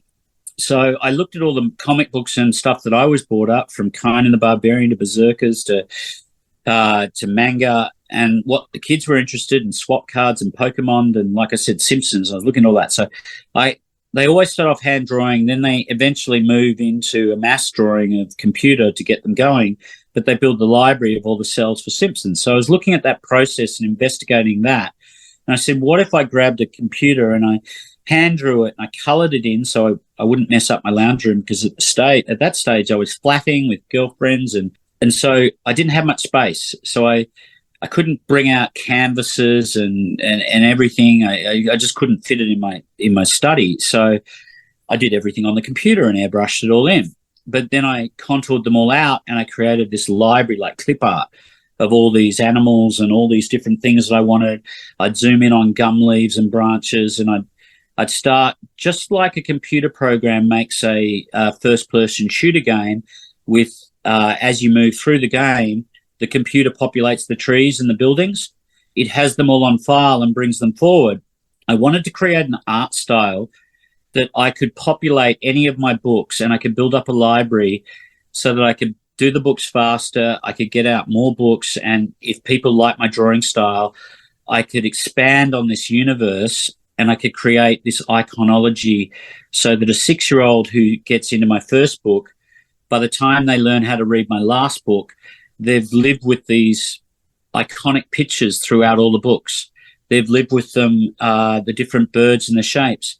They're the same shapes as silhouettes of nature. They're the same heroes of photographs that they'll see on Google.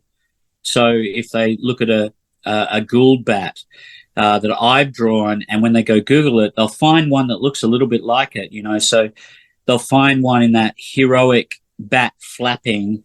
Oh, that must be somewhere close. I'm getting close. Because sometimes you don't have the names, and they need to connect with the photographs that are in the populace that, like Steve Parrish's photograph before. Some of the illustrations that come out of Australian Geographic. There's little Easter eggs and heroes and homages to those pictures that I've researched and chosen my animals to be, so that when they start investigating my books, they can investigate the magazines, the National Geographics, the Google searches, the Flickr stock footage, everything like that. There are birds on branches. Photographers are looking for the quintessential robin shot. You'll see tons of them out there. So I've tried to hero that and bring that into the books, so that they've already got the building blocks of the iconology of a wildlife photographer. They've always got the iconology. So I started building this library, and then I started knitting it all together. So this process has taken nearly 20 years. So I can do a book really fast now, and I can put together a page. I can put together 5 pages in one day once I've done a few drawings for a few days. But then, because I'm employing all these other drawings, when you look at it, he can't have drawn that in a day. It's taken me 20 years, but now I can just use these drawings as brushstrokes to paint a drawing in a day. And it's also, when kids see it, it's like AI or whatever, or the computers that they're working with. It now taps into that. What can you do with computers and your hand drawing and your imagination? I'm trying to be a forerunner into that. I want to still hold on to the traditional, but I want to show the kids what the computer stuff can look like too, what NFTs can look like, what AI is going to look like. For the last 20 years, I've seen that coming in advertising, and I want my books to resonate with them. Like, oh my God, this is like a hardcover comic book and it's all done digitally. And I want them to be curious. So even the drawing style is another way of engaging their imaginations. It might be overwhelming to some parents, but to a child, it's like, oh my God, what's going on here? I can find this here. Oh, that was in that picture. That's in that now. Oh. When they start to look at and piece together the puzzle, they'll be really surprised within their own, and hopefully they'll get down and start sketching and colouring in their books and get to what they want to do as artists. I hopefully and inspire them to become the next authors. I don't think there's any lacking in inspiration coming from you at the moment, and part of that is because you are definitely an artist who's embracing, realistically all forms of media. I mean, you're doing TikTok, you're doing video, you're out there doing teaching art in the wild, you're teaching art in the classroom, you're doing your digital art, which starts as hand sketches, so many different formats. So hand sketches, then inking, then colouring in the computer, then collaging into major drawings, which can change and evolve and be flexible, can carry copy, be turned into posters for billboards or whatever it is. Yeah, it's I get to, when the publisher did a deal with me, I said, I own my drawings. You can't own my drawings. And they didn't even want to do a deal with it. It's so hard. It was like, pushing the proverbial uphill, because the thing is they want to own everything. And then I point blank in the boardroom, I said to the publisher, I said, if you own everything, you're going to do nothing with my drawings. You're just going to publish books and go about your pretty little way, and I'm just going to just die. So I own my stuff. You can, if you get a licensing deal, then I will license it with you, we'll do that together as a separate deal. And they didn't want to sign the deal, but they did, because I had a very good intermediary with me and they signed it. And even now they're a little bit nervous when they go to Scholastic. Oh, we want to do this licensing deal, but you own the license. And I said, yeah, let's go do the deal. It's all cool. This is a partnership. This is something we've got to have fun with it. But they're the first publisher, because I didn't give them my full rights and royalties, that are now investigating all these other options. All the other publishers were like, oh, no, we're not going to do that. It's too hard. Oh, no, it's not. Now they don't have it. Now they want it. Now they're really trying to strive for it. And what other publisher? I love my publishers. Woods Lane are absolutely fantastic. What other publisher gives me 3 books in the first year, 2 books in the next year, and are looking at possibly doing 8 in year 3? Oh, wow. So you're definitely, your calendar's booked up by the sounds of it. But it's only going to take me 4 months to do those 8 books, right? If I'm focused enough and I get the right ingredients and there's the right inspiration and the right brief that is pert and brief, then I just go to work. I've got this here, I've got that there, I've got this there, and it all goes together. I'm like a man. I work 20 hours a day. I just madly start piecing together. Oh, what gap do I need? I need some grevilleas over here. I need some flowers over there. I need some jacaranda. Okay, I'll sit down for 3 hours. I'll draw some jacarandas. I'll colour in the computer, and I've got that little piece of it. Now I'll just play around with it. I'll augment it. I'll break that off. I'll twist that around. Okay, I've got 5 jacarandas now. I've got a whole tree ready to go. And then, okay, I'll put some rosellas in here. And we need some backyard stuff. I'll do... Okay, quick, get some reference. I'll do some little bird feeders. I've got all the birds. Oh, well, just cut their legs off, put them round the other way, augment them for the bird feeder. I drew them this way, but I can just augment them that way and I can put them on. Same bird, I've just photo retouched them in the computer and made them for that drawing. And then I move on to the next one and the next one and the next one. And then a 64-page book is full. Now we got to sit down and write it, get it to the editor, get it ready for the printing, do the post-production and all the rest of it. But that's all my advertising experience. So 4 months of the year, I can produce 2 major books or 4 board books or smaller books and everything like that. And then I've got 6 to 8 months in which I can go out and film and explore or do research into deep time or research into Great Barrier Reef or Ningaloo Reef or sharks, check out the news, do my TikToks. Or if I wanted to put 4 months into a few other books, I could probably do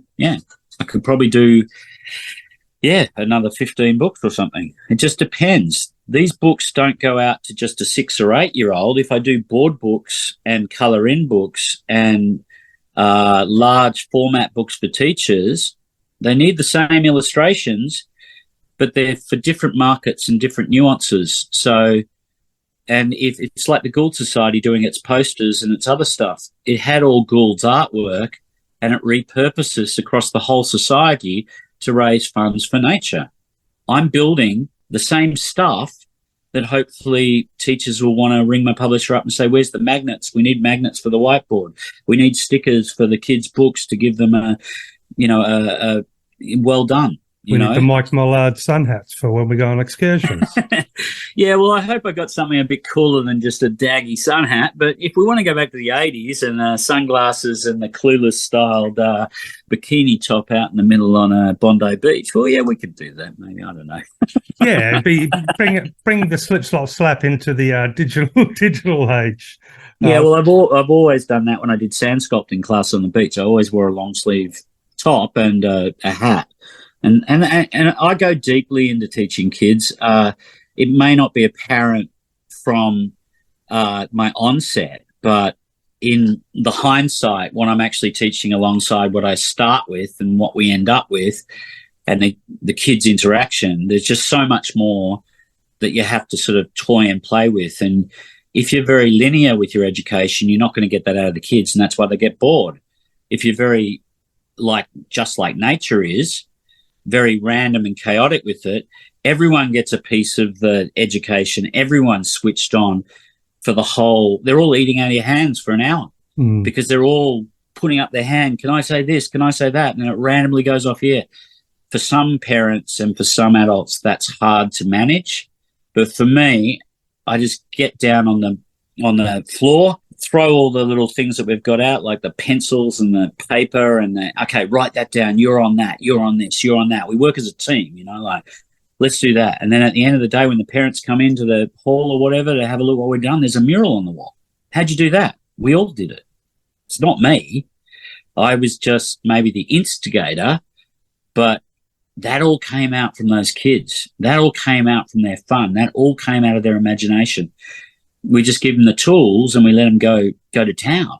And that's what I love about creativity. That's what I celebrate every time I do a book, bringing those words and bringing those images together in that melting pot, and then just trying to create something that resonates with my audience. And I never know from the start. I'm really sketchy right at the start. I'll do a thumbnail that is nondescript and the publisher's going, am I funding this? It's just it looks like a bad matchbox scribbled. Yeah. You see, I just put that word there. It says snake. Is that all right? What, you're going to have a snake on them? No, I'll probably have 35 snakes, but, we'll see what happens, have some faith. And then I shake their hand and leave the boardroom, and they're probably dumbfounded, but then at the end of the day, 2 months later, out comes the book and they're sitting there gobsmacked. And I want them to be gobsmacked because I don't want my publisher to know what I'm doing. I don't want my audience to quite know what I'm doing, because I want them, when they pick up that book, to be gobsmacked when they open it. I want them to fall in love with it and hug it. I've had kids, even with the Wilderness Society Awards, when I did a TikTok to announce it, if you look at all the kid, he holds up the books, but I swear it might be my own imagination, my bias, but he's definitely hugging my endangered species, and he's definitely looked through the books. So I'm hoping I get a vote there. Oh, look, you're going to have to. But I'm curious, Mike, when it comes to the writing, how do I write? Well, how do you obviously you got to take all this knowledge and all this experience and all this, amazing, observations and reflections in nature itself. How do you compress it into just a couple of clear and concise sentences that's going to engage the audience, inspire the audience, and invite them to interact? How do you? Because I know that I'm guilty as you can be for spending 10 pages to write what could probably be written in 1 page. Hence some of my books that I've done are basically bricks. But so I'm curious, how do you bring it together? So the key is just mind mapping it. So I will research for about 3 or 4 months. Like I'm researching the next 2 books now, and I won't start my book until January. So I've got between now and January to research the books. So I will screen snapshot. I will do whatever. I will read sections. It's just like going through books and highlighting highlighting books that we read. You know how we do annotations in books. So you go through all the research, you read all the stuff. You know, I can't take stuff from Google, so I just screen snapshot it and say, I want that word, and I come in and text her over it. Yeah, that was a good point. That was this. So I get all that. I fill my brain like a big bucket list, right? And it's like a lucky dip. I go in there and I pull those things out. So when I've done the drawings, because I let all that information sit, and then I start the drawing process and the thumbnail process. So then I start grouping together what I want on each page and thumbnailing in the flow. And sometimes that changes over time, but I start one page at a time, and then I don't even write it, right? Then when the drawings speak to me, I come back to the research and, okay, I've only got this amount. I use the design to say I've only got 6 paragraphs. I've got a head title and I've got 3 folios. Well, the folios are only 20 words, so it's going to describe the page. So I can move the imagery around once that's finished to fit a few extra words here and there, or the editor changes it. But then I've only got 3 paragraphs left. What did I have for this page on these animals? What did I research? That. Here's the quintessential points. So now I've mind mapped my whole thing. I've got something on this thing. I've got this. What do I want on this page? Oh, I want the life cycle, or I want the breeding cycle of a turtle. Okay, well, I need to describe that. It starts off here. This is this turtle's breeding cycle. This is this. I take all that science that I researched, and then I start saying, okay, well, I need to now make that broad, right? I just need to take, well, the hawksbill's slightly different. That's slightly different, but they're all roughly the same. Okay, there's how many months they got. There's how many that's got. There's how many that's got. And suddenly the sentence gets written. Oh, it's a little bit over. Okay, do I send it to the editor and let him whittle it down? Or do I just squeeze it in, or do I just go back and cut it down even further and sculpt it, and then just try and keep the flow and put the beautiful adjectives between that hopefully makes it flow and run to a rhythm, and then it heads off to the editor to go and sculpt it even more. But that's pretty much how I do it. I probably have 3 or 4 months of research. I then mind map it and put those pins in the board of where I want everything to come together. And then I draw those ribbons down. I draw the ribbons from the pins down to my central page point of what I want to draw upon. And then I overwrite, and then I start like a sculptor chipping away and mixing the sentences up and getting my tense right and going to my style guide sometimes if I get stuck and writing it. And a page takes a day. So 18 days later, out it comes. Out it comes. So I'm curious, do you have a secret little hidden army of kids that are your proofreaders or your beta readers? Do they get a bit of a sneak preview look and give you any advice? Well, my kids actually read some of it, and I read to them. What I like doing with my kids, I like going over what I've written, and sometimes it's, you know, in a fairly rough stage, so they're pretty lenient with me, but I read it out loud to them just like I was a parent reading to my son when he was a kid, you know, because it's fine to write something, but then to actually articulate it and speak it is another thing. So I know if my son doesn't sway, right, doesn't sit there and get bored and go back to his phone, and he sits there and listens to me read the page, then I know he's at 14 and 17 and my daughter at 13, 14 sort of thing, and 16. So if they don't sway, their eyes don't sway, and they sit there intently and listen for those 6 paragraphs, then I know I've got something. I write encyclopedic knowledge, right? And that's fairly bland and boring, right? But it should be fascinating and encourage curiosity. It should not be boring at all. I grew up on childcraft books. I grew up on Encyclopedia Britannica. And the beauty about growing up on a diet of encyclopedic stuff is that I was homeschooling myself in my own bedroom, and that just made me better at school.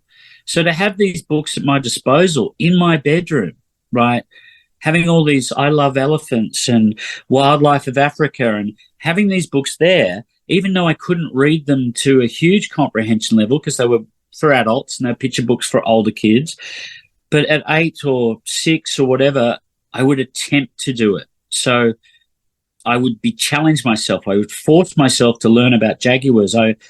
I'd sit there for hours trying to do, and if I had a problem, I'd go and say, Dad, can you read this bit to me? And once he read it to me, then I'd go back in my room and then I'd read over trying to build the language myself. Kids want to learn to read. They've got to read the terms and conditions on their Pokemon. They've got to read the terms and conditions on their games, they want to read. They really want to challenge themselves to read. I don't know any kid that doesn't want to read. I went to the Philippines and gave these books to some communities in the provinces. And what really lit me up was watching them look at the drawings and go, Australian animals, they're so exotic. And this is why I know my books are going to go really well overseas. They were looking at it and they were going like, wow, I know this one, it's a koala. Oh, and then they were going to this bit. And then they go through the header, they go through the sub thing, and they were sitting there trying to articulate the words in English because they learn English and they learn Tagalog there and everything like that. But, English is not their first language. So they're really trying to learn, and they were fascinated with the drawings, and then watching these kids at 8, 6, 11, all sharing the books too. So the 11-year-olds would team up with the 6-year-olds and start reading with each other. And then 4 hours later, they haven't pulled their heads out of a book. That's what I'm looking for in kids. And that's what would love to encourage parents to do, to sit down with their kids and share that journey with them, because they just want to grow up to be you. As a parent, kids want to be you. You're their biggest fan. Mum and dad are their biggest role models. Whether you work hard, whether you're not there, whether you're there, the family unit is what they're growing. It's what's nurturing them. So books are that way to interact with them. And so if I can get books that can take them off that infernal device of a phone for a while and get them to learn at a pace that they can engage with their parents, then that's my job's done. That's what I'm here for. Well, no, I don't think your job's done. I think your job's only just begun. I think my job's done. People around the world, kids all around the world, they need to be introduced to these super cool creatures we've got here in Australia. And if you did have to bring just a handful, I mean, obviously the koala and the kangaroo, these are the things that, and maybe the quokka, they're iconic. What about some animals or creatures that we might not, a lot of us might not be aware of, that you think would be more suitable, like a suitable stand-in to become the new iconic creatures if we were to bring our backyard to kids around the world? Well, ever since my first book, parents have come up to me at Cape Cod when I was doing the art classes, and they said, the reason why we love your A to Z so much, Myke, is because there are so many exotic creatures that not even I knew about, right? It identified 415 creatures. They knew all the iconic ones, but so many creatures that the parents didn't know, and the names that they could go and look up, and new favourite creatures were discovered and found within the family units. And the book was constantly taken on camping trips around Australia. There was even one girl that rang me up, and I wrote about it in Dangerous and heroed her story. She knew that there was a death adder by her dad's foot, and they're camouflage experts. But at 6 years of age, she goes, Dad, just be careful, move this way. And the tourist was there. They were about to sit down on a death adder in the bushes. And they said, where'd you learn that? From Mike's book. Oh, wow. So I've written that story in Dangerous. So I had to hero that. I could not let that go without going into history, written in the pages of a book. But that's what I mean. So endangered species, which I'm shortlisted for, I had the opportunity to put 157 line listings of creatures and about 135 that were illustrated in the book. But there's 1,065 creatures that are on the endangered list, and there were 100 added only last year. And there are 626 creatures that have just been found in this last year.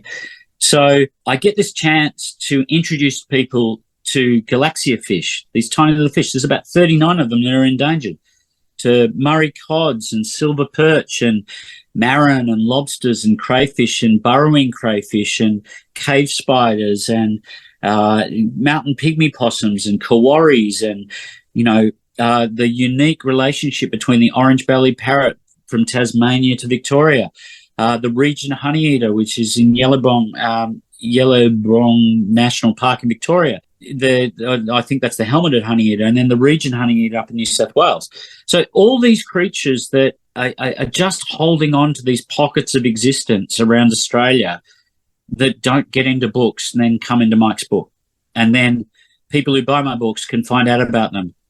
And then it's like with the Great Barrier Reef, I've taken a completely different perspective. It's not just about the fish of the Great Barrier Reef or the marine life. I introduce people to coral. What types of corals? How do we classify corals and stuff like that? How many corals are on the reef? What is the coral reef? You know, it can be seen from space. It's the largest living structure on Earth. Now, how do we get people in there? Corals are organisms. We walk over them and everything like that. They're living organisms. They're animals. They're not trees and plants, and some of them are a little bit closer to algae and stuff like that. But no, they're animals. They're creatures. They're colonies of creatures. But people don't know this. They just say, oh, that's pretty coral, you know. So, and then you've got the fish, but then you've got the reptiles of the reef. There's no reptiles in the reef. Well, there's turtles, isn't there? There's crocodiles, isn't there? Oh, yeah, well, they swim in. They're marine reptiles. Yeah, but there's just been a leafy-tailed gecko that's just been found just last year, you know. And that was found on an island just 50 kilometres off Mackay. And now they can't believe that they found it, but it was so well camouflaged. It's actually huge. It's nearly 11 inches long. And so I've got that in it. And that's also the beauty about what I do with these books. I'm actually trying to time capsule all these things and these events that are happening. So I'm not just writing about the past. I'm also writing as much and researching as much of the current now as I can, because I don't want my book to date. I want it to be in the education system for a long time. And if I have to do another one, I hopefully can do the next 100 endangered species or whatever, and look at even more exotic creatures that we've got that we don't talk about. When is the Wildlife of Australia's Great Barrier Reef? When do you expect that one to come out? That's going to come out at Christmas in November.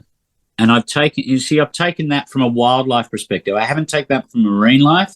It's got mammals, which covers dugongs and whales, and it's got reptiles, and it's got bird life and seabirds and migrating birds, and it's got the fish, and it's got the seals, and there aren't, you know, thankfully there's no great whites up there, but, you know, we tell as many stories as I can. You know, we've got the sharks, we've got the stingrays, we've got the sawfish, we've got the tree kangaroos in there, we've got the unadorned rock wallabies, we've got the malamoose, the bramble cane malamoose that just became extinct on a coral cay at the top of the reef. I tried to cover a really unique perspective of looking at how the animals and the bird life and the fish are all interconnected by 25 million years of geology. You know, like the Great Barrier Reef's been around 25 million years, but the existing reef today is only 3,000 years old. And it's been up and down in sea level, and it's been filled in, and then it's been recolonized, and then it's been filled in and recolonized quite a few times. And so that has created the largest living structure on Earth. And that's fascinating in itself in my introduction. So from the beginnings of the reef to the most endangered and extinct animals on the reef, I go through pretty much all the wildlife, nearly 300 creatures in that one book.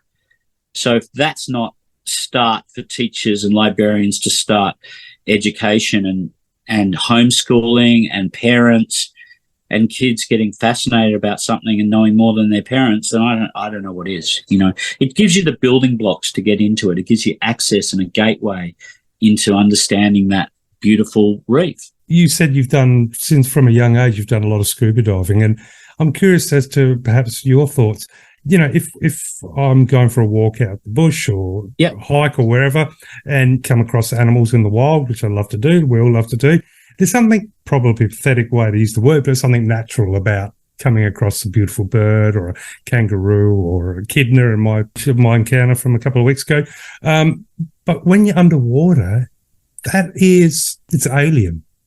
It is alien. Do you know what I mean? It is literally the definition of, you know, being around alien life forms. At least that's what it feels like.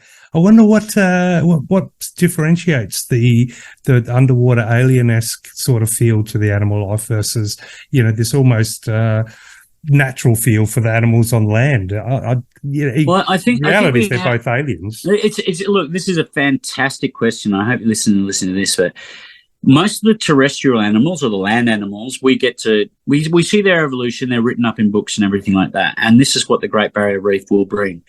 I've talked about the jellyfish. I've talked about the sea slugs. I've talked about all these strange alien creatures, right? The Dumbo octopus and stuff. Underneath the sea, right? Underneath the sea, most of those creatures have survived five mass extinction events. 5 mass extinction events. And their ecology dates back 650 million years in some cases. And they've remained unevolved in any way for over 600 million years. It is just astounding to even try and wrap your head around it, really, isn't it? Just to know that, there are certain creatures that you can come across in the ocean, and it'd be literally like taking the Doctor Who TARDIS and zipping back in time. It would be no different if you landed and jumped out of the police box into the ocean 20 million years ago. This is what I mean. Some of these creatures are 600 million years old, and some of them date back 300 million years. But the oceans and these corals and everything are no different to some of the corals. Like when I did the dinosaur book, and this is what, if you've got the library of my books and you look at the dinosaur and mega beast books, I talk about the Permian period, where was the final mass extinction, where 80 to 95% of this earth, every life form was destroyed, right? 80 to 95% of life on earth was destroyed in this one period. And then after that period, it was a greenhouse effect and everything sprung to life and we got the dinosaurs, right? But some of the survivors of that, like the jellyfish and the coral and stuff that survived. And that's why also on the Great Barrier Reef, I think climate change is there and we've got to save the reef. We're going to do all we can. But we need kids to understand that if we look after this reef, it will be here for a long, long time. This reef has survived a long time, and the organisms in the coral will survive. A lot of this coral lives above in the beating sun, right, at 65 degrees, being boiled alive at the top, and then when the tide comes up, it goes back down to 17, 25 degrees, and it's quite cool again, right? So this coral can survive a real beating, and it's been around here for like 500 million years. So if we trust in that experience and what I'm saying, we can trust that it will outlive us if we give it the chance. It's our pollution and our plastic and our heavy metals and our sediment and our land clearing and that connection to land and sea and air. And to give you an example with the Great Barrier Reef, if the birds don't poop and nest on the islands, then the algae and the phosphates don't go into the sea and they change the chemical structure of the salt water, then certain corals don't grow, then certain fish that rely on those corals don't go.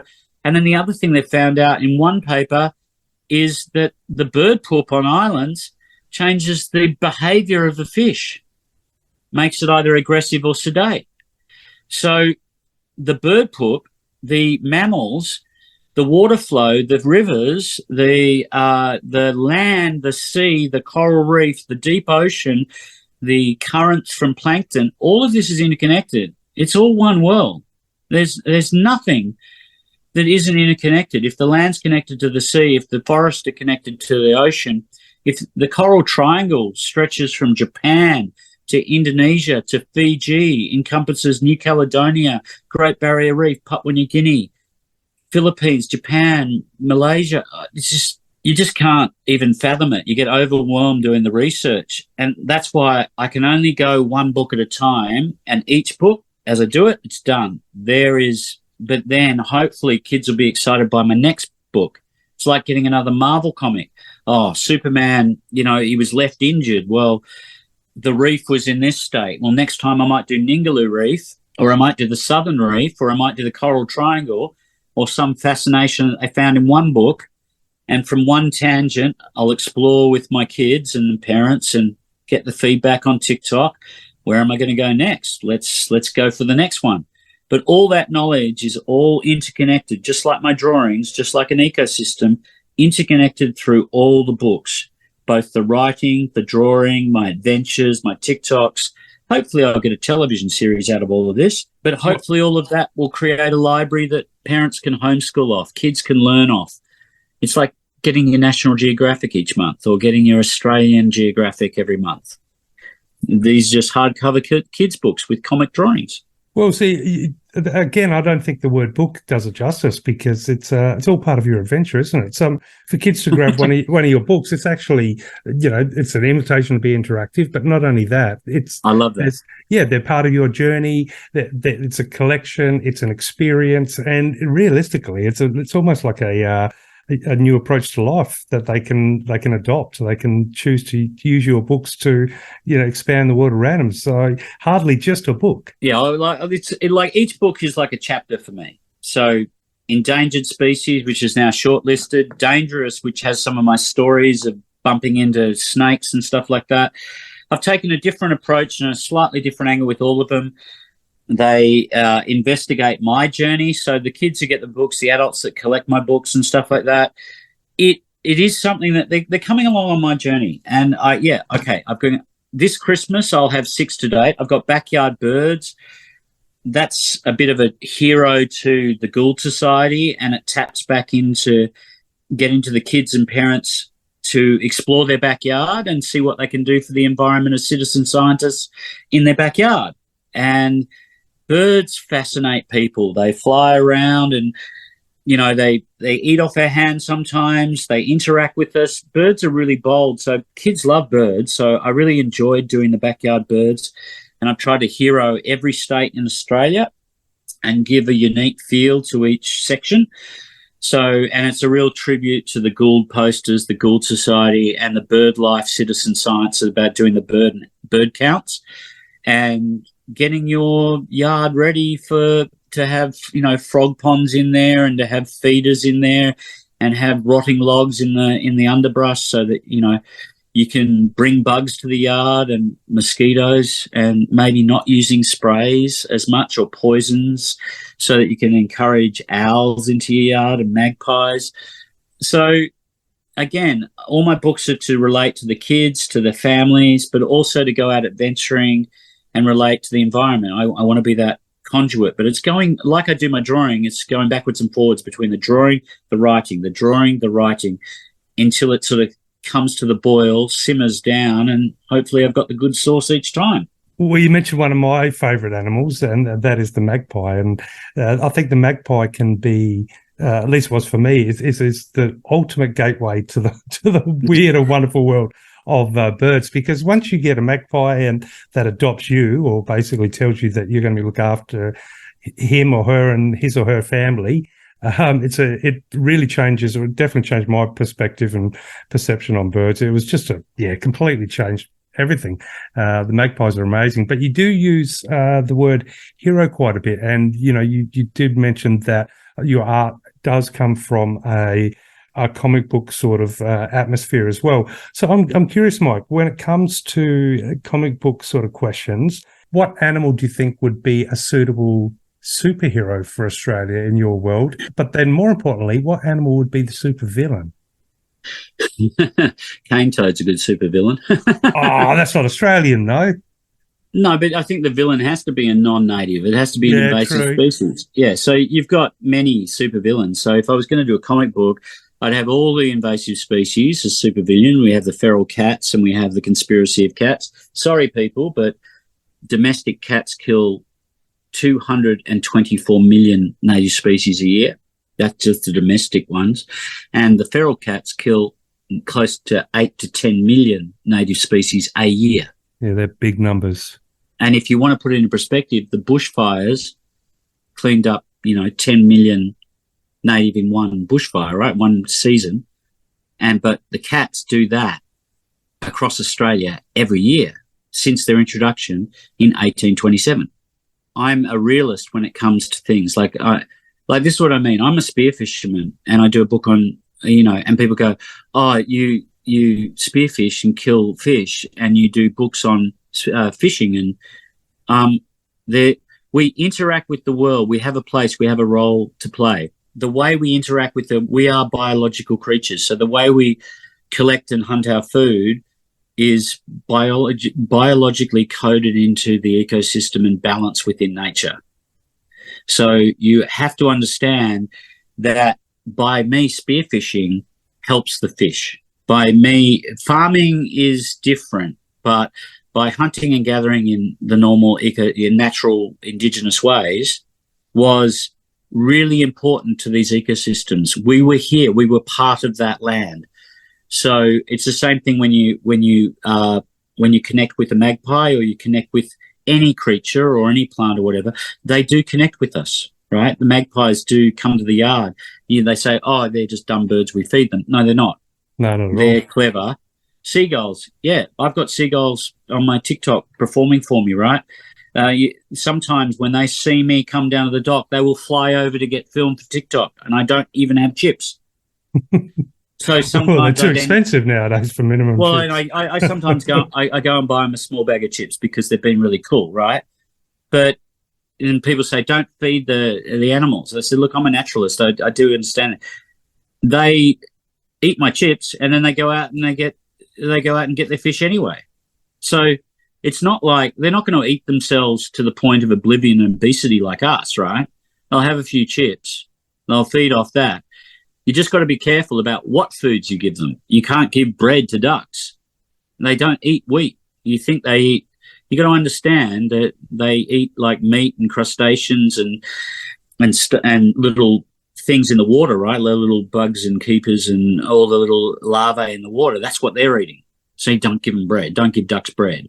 You don't give seagulls bread either. They don't want to eat that. So you don't want to give them anything that is. You don't want to give them anything that is like encrusted in batter. It's better to give them the fishy bits. It's better to give them the potato bit or whatever. They'll eat potato. They'll scavenge that.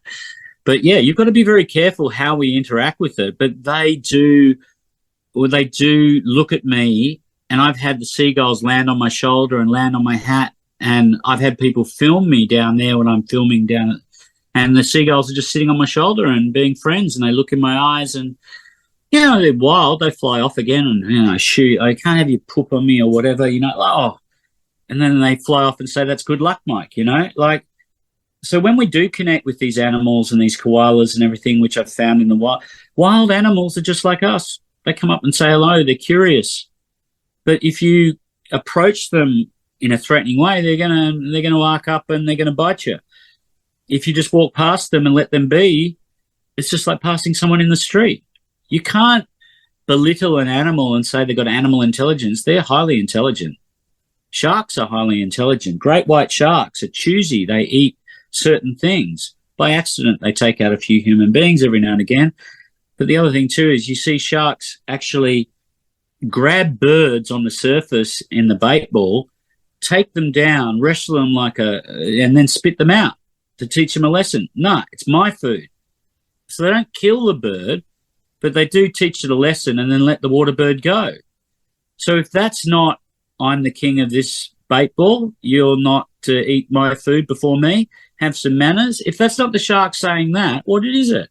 Well, you brought up an interesting point when you were talking about the reef and how interconnected everything is, how this, it's such an amazing ecosystem all the way to a trivial thing like a bit of bird poo will have such an impact. And for me, sometimes I think, as far as humans, as being a human and interacting in the world, I think sometimes nature is like the most incredibly beautiful, moving, complicated symphony, and of a million instruments, all in perfect tune, perfect harmony with melody. Like everything's just beautiful. Yeah. Now sometimes we can be, as humans, that person walking into that beautiful symphony, blowing horrible notes on a recorder completely out of time, or we can come in with that violin and we can be a part of that symphony. And there's definitely that big contrast. Sometimes I feel like I'm part of nature when I'm in nature, and there's sometimes I just feel completely, not part of nature. I feel like an intruder, and it's, I love the idea of kids getting to feel that part of being part of nature by willing to explore. Well, let's go back. let's go back to the alien thing. Why everything is so alien is because it's so primordial under the ocean, right? It is so alien to us, all this stuff, and we haven't even discovered what's in the ocean. There's sharks around the ocean that we haven't even discovered. There's all sorts of strange things in the deep of the ocean, the Mariana Trench, and there's off the coast of Australia. Like, they've only just found the Dumbo octopus in the deep channels on the other side between the Coral Reef and the Great Barrier Reef. So it's in my book. You know, I want things that are modern and things that are just being discovered so they can look it up. But, yeah, it is alien. And that's what you're talking about, that symphony, that perfect symphony that's going on, or that imperfect symphony that seems perfect to us because we're not attuned to it.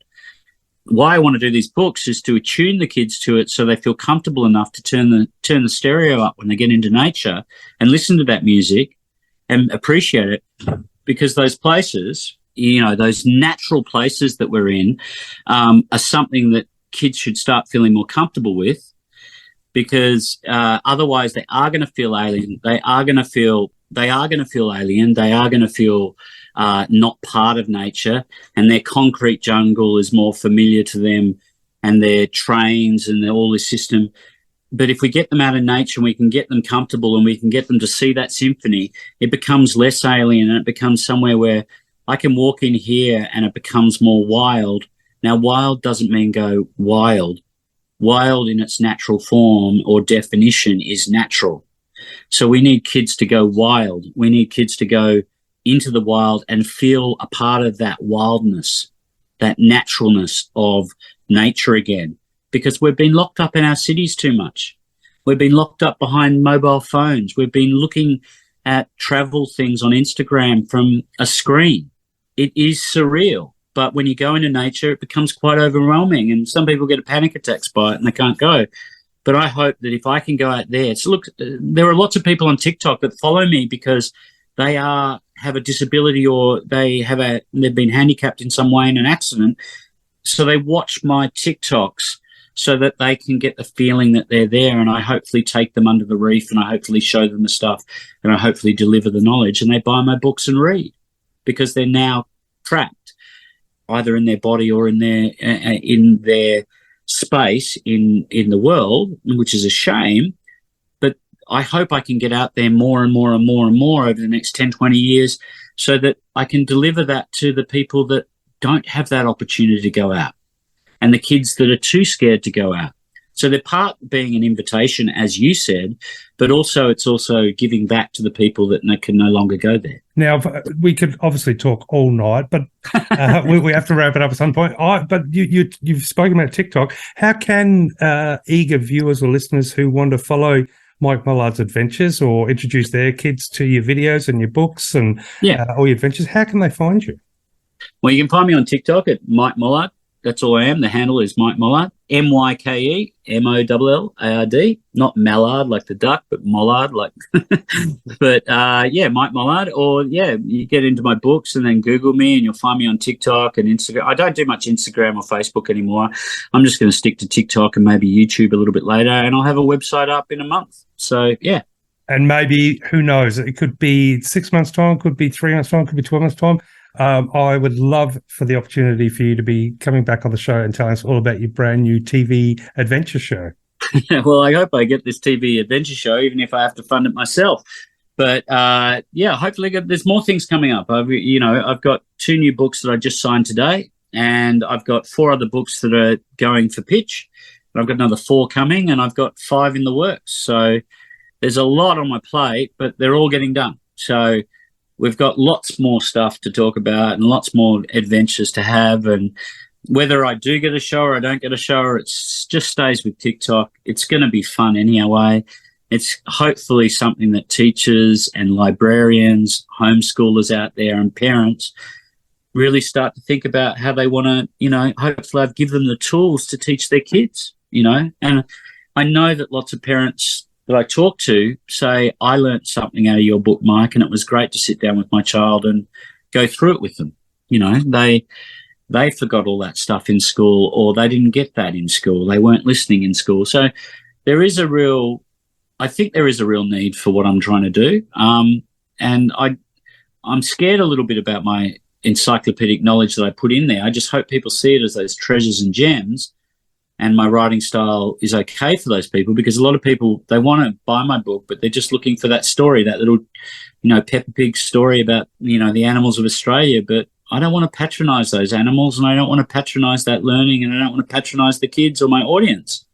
I want them to, if you don't want to read it, you don't have to read it. You look at the pretty pictures, and I'm sure you'll get value out of my books through that. But if you come to really understand it all, you will hopefully dive into it with a new curiosity and fascination. It's not a Peppa Pig story.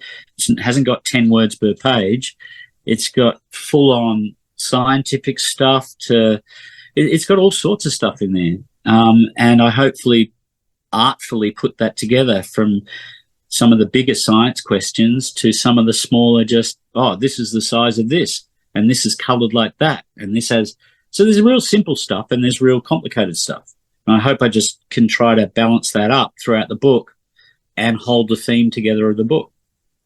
One burning question for you before I let you go. I couldn't have a chat with you without asking this. Dangerous creatures, after all of your adventures and putting together that book, what is your favourite dangerous creature? I think it's one of the first ones that I found. I think it'd have to be the taipans. The inland taipans is one of the scariest, but I have come across, and I was hiking when I was up at Timotop up in 13. I did hike past, and I put my eyes face to face, only about an inch from my face, a alpine copperhead. I was chimney climbing up this rock face at Mount Speculation and stuff, and Cobbler. I was chimney climbing up there, and we had the alpine copperhead sitting right there in the cracks, only inches from our nose. We couldn't lean back. Like, if it went to strike, we'd fall off the side of the mountain and kill and die. So we just had to quietly go by. And I nearly put my hand on the snake itself. But it just sat there and looked at me, opened its eyes, flicked its tongue. I didn't bother it. I kept up, and I said to my friends behind me, I said, there's a copperhead here, just watch it, all right? And we just climbed past this snake. And that's what I mean. That gave me the courage to say, they're not out to kill us or anything like that. Like you said, you have to listen and fall into the symphony of nature, rather than go in there clambering around with, a kazoo or whatever and banging drums and stuff like that, because you're scared of nature. You have to find your peace with it, and you have to go in and walk with it. And I think that's really important. And what it taught me, that dangerous creature taught me, that it's not going to hurt me. It's just, it's there. I'm here. I'm doing my thing. It's doing its thing. It's just sunning itself on the rock. Let's just walk past. We didn't even startle it. It stayed there. Myke, thank you so much for the opportunity to chat with you. Thank you for sharing so much awesome information, so many insights into your work, your motivations, your art process, all the things you do for, wildlife education, art education, and just those beautiful things for children all across Australia and all across the world. And thank you for taking the time to chat with our beautiful Australian book lover listeners. No, thank you very much. And thanks to everyone who listened and got through this probably 2 hours now. Thanks very much for your time. Thanks everyone for listening. And I hope to come back again sometime and tell you some more. Oh, absolutely. That Writer's Lounge is going to be the perfect place to catch up very soon for a drink and a chat about all things Myke Mollard's world. No, thanks, Darren. Thanks for having me tonight. It's been a pleasure. I've absolutely loved it and explored so many things that I didn't even think I'd explore. Catch ya.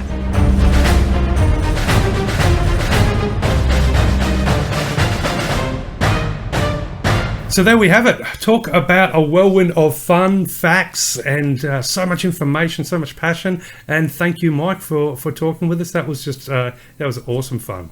Full of energy and full of ideas. Absolutely. And I just love the passion to inspire, the younger generation to just step out and, whether it's just your backyard, start to explore all the wonders of nature, explore what you can find and just be inspired, be invigorated, but, grab that magic of the world around us, and it can start just in your backyard.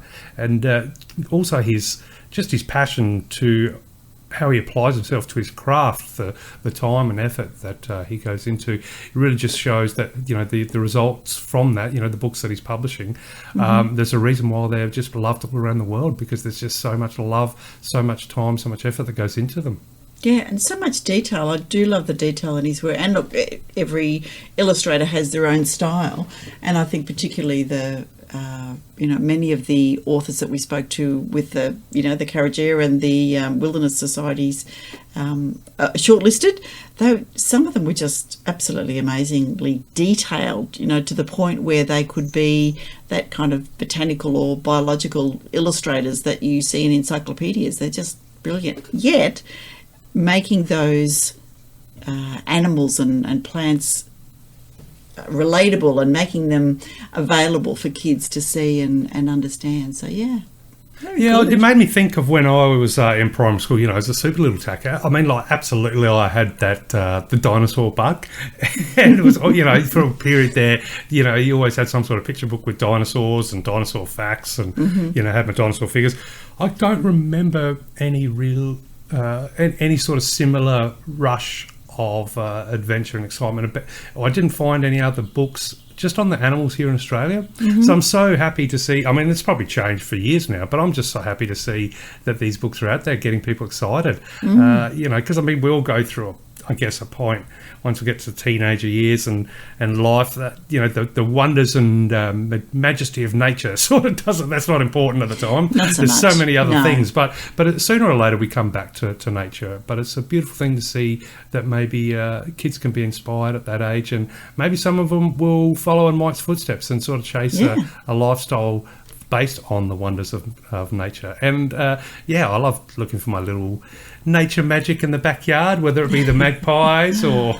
I remember one Christmas my next younger brother got a bug catcher, which was like an upside down jar basically with a handle, but you could catch bugs in there, and of course it had rather than the jar that you had to poke holes in the lid, this had, aerated holes and those kind of things. And it madly went around catching all sorts of bits and pieces. It just reminds me of those good times when life was a lot simpler. We used to have snail races because there was a gap between our veranda and the first step, and that's where the snails hung out, of course, in the dark during the day to stay away from kids. But we always managed to fish a couple out and line them up to have races. That was good fun too.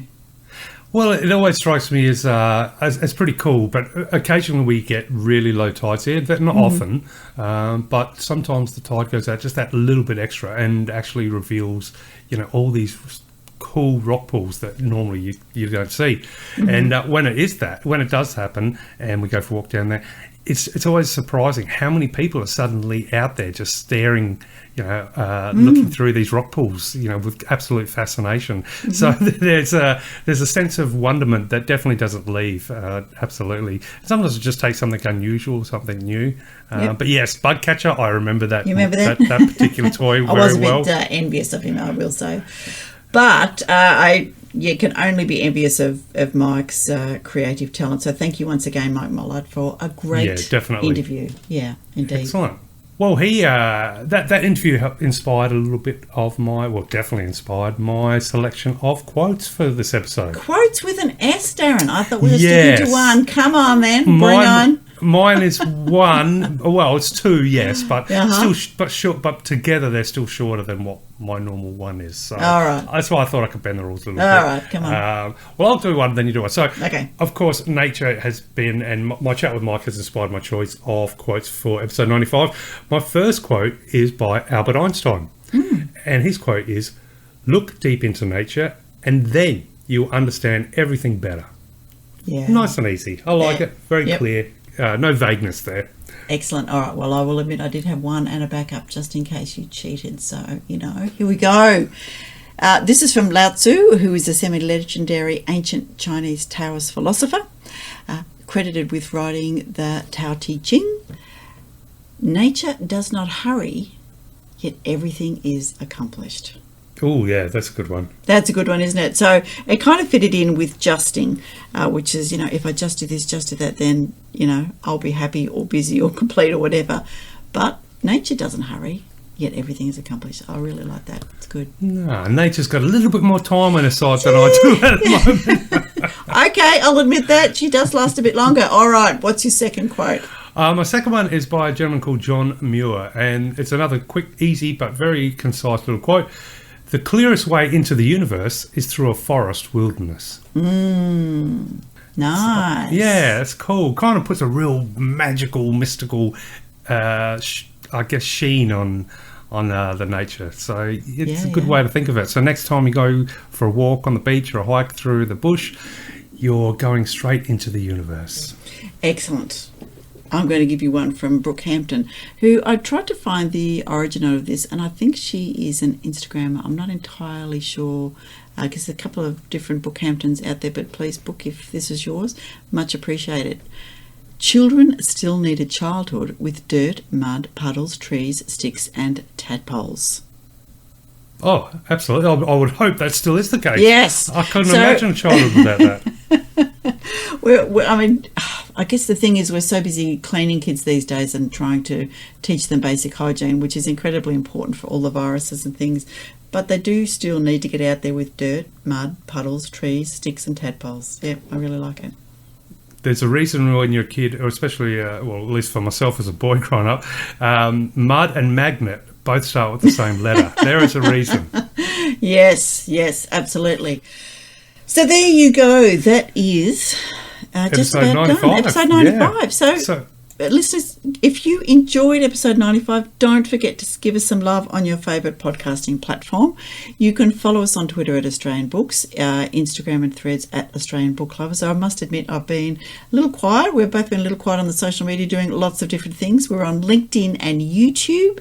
Now ABL celebrates and supports Aussie authors and readers, and if you'd like to support us doing our support, please feel free to share the love and support the podcast with a once-off or a monthly donation from as little as $3 a month. You can cancel anytime, there's no commitment, and the heart on our podcast page will get you there.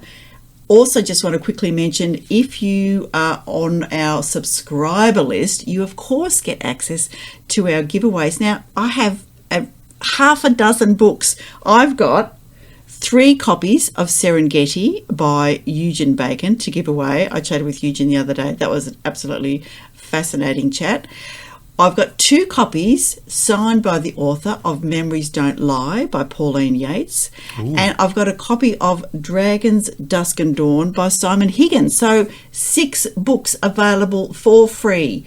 If you want them, you need to be on our subscriber list. So jump onto australianbooklovers.com/booklovers, sign up, and we don't spam you. We just give you opportunities to get fabulous new books and tell you a little bit about some of our new releases and our new listings that come up. So there you go. And of course, we've got merchandise, and if you love us that much, you can buy a hat or a book or a water bottle or anything like that, and that we get a little bit of a cut from that from Redbubble, who another great Australian company. Yeah, and if you want to sort of be that presence in the room and make everybody sort of stop what they're doing and, absorb the electricity that you bring to any occasion, I found that wearing a T-shirt with a kangaroo holding a chainsaw does a really good job. Yeah, indeed. And I've had a few people look kind of askance at I've got a skivvy long sleeve needed in winter here. I've got the sci-fi platypus with the cyber eye, and you can see people go, oh, what? And do the kind of double take as they have a look and go, what the hell is that woman who should know better at her age wearing a cyber-eyed platypus? So yeah, we have all our little mascots on there, so please feel free to jump on and support us that way. Yes, indeed. Tagline. Time for the tagline. So given that it's environmental, maybe we just pretend we're out in the bush and we just have some, the classic Maggies, the whipbirds, the little bit of something else happening. What do you reckon? Yeah, I think we're going to take that concept. Maybe we can shift it a little bit within the bush, because we're like, we're commenting on a documentary. Oh, right. But what we do is we come across a library and these strange animals called Oh, humans. a little bit of David Attenborough. Yes, and we're watching the humans in the library. Oh, very good. All right. We'll give it a shot. We'll give it a Again, shot. acting 101 out the window. Yes.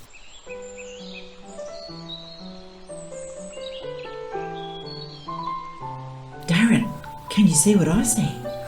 I can see the strange creature that is the reader. The odd thing is they have an insatiable appetite, and yet here in the library, the food for them, that is something for their imagination, is also insatiable. It is never ending. So I think they need just to be reminded of one little thing. Indeed, these are things that won't be extinct, so we just need to tell them to remember to read more Aussie books. They seem so happy in the library, even though there's so much to be found around, but they are clearly in their little heaven. Let's leave them to reproduce over and over on their own, in privacy. While they're reading books, which Indeed. makes for a very strange viewing. So let's not look. Enough! Thank you, Sir David, for your inspiration and all your beautiful environmental books too. Absolutely. Thank you, everyone. Yeah. Again, not going to win any awards for acting. So No. on that note, I can't wait to join you for episode 96. But in the meantime, take care. Bye for now.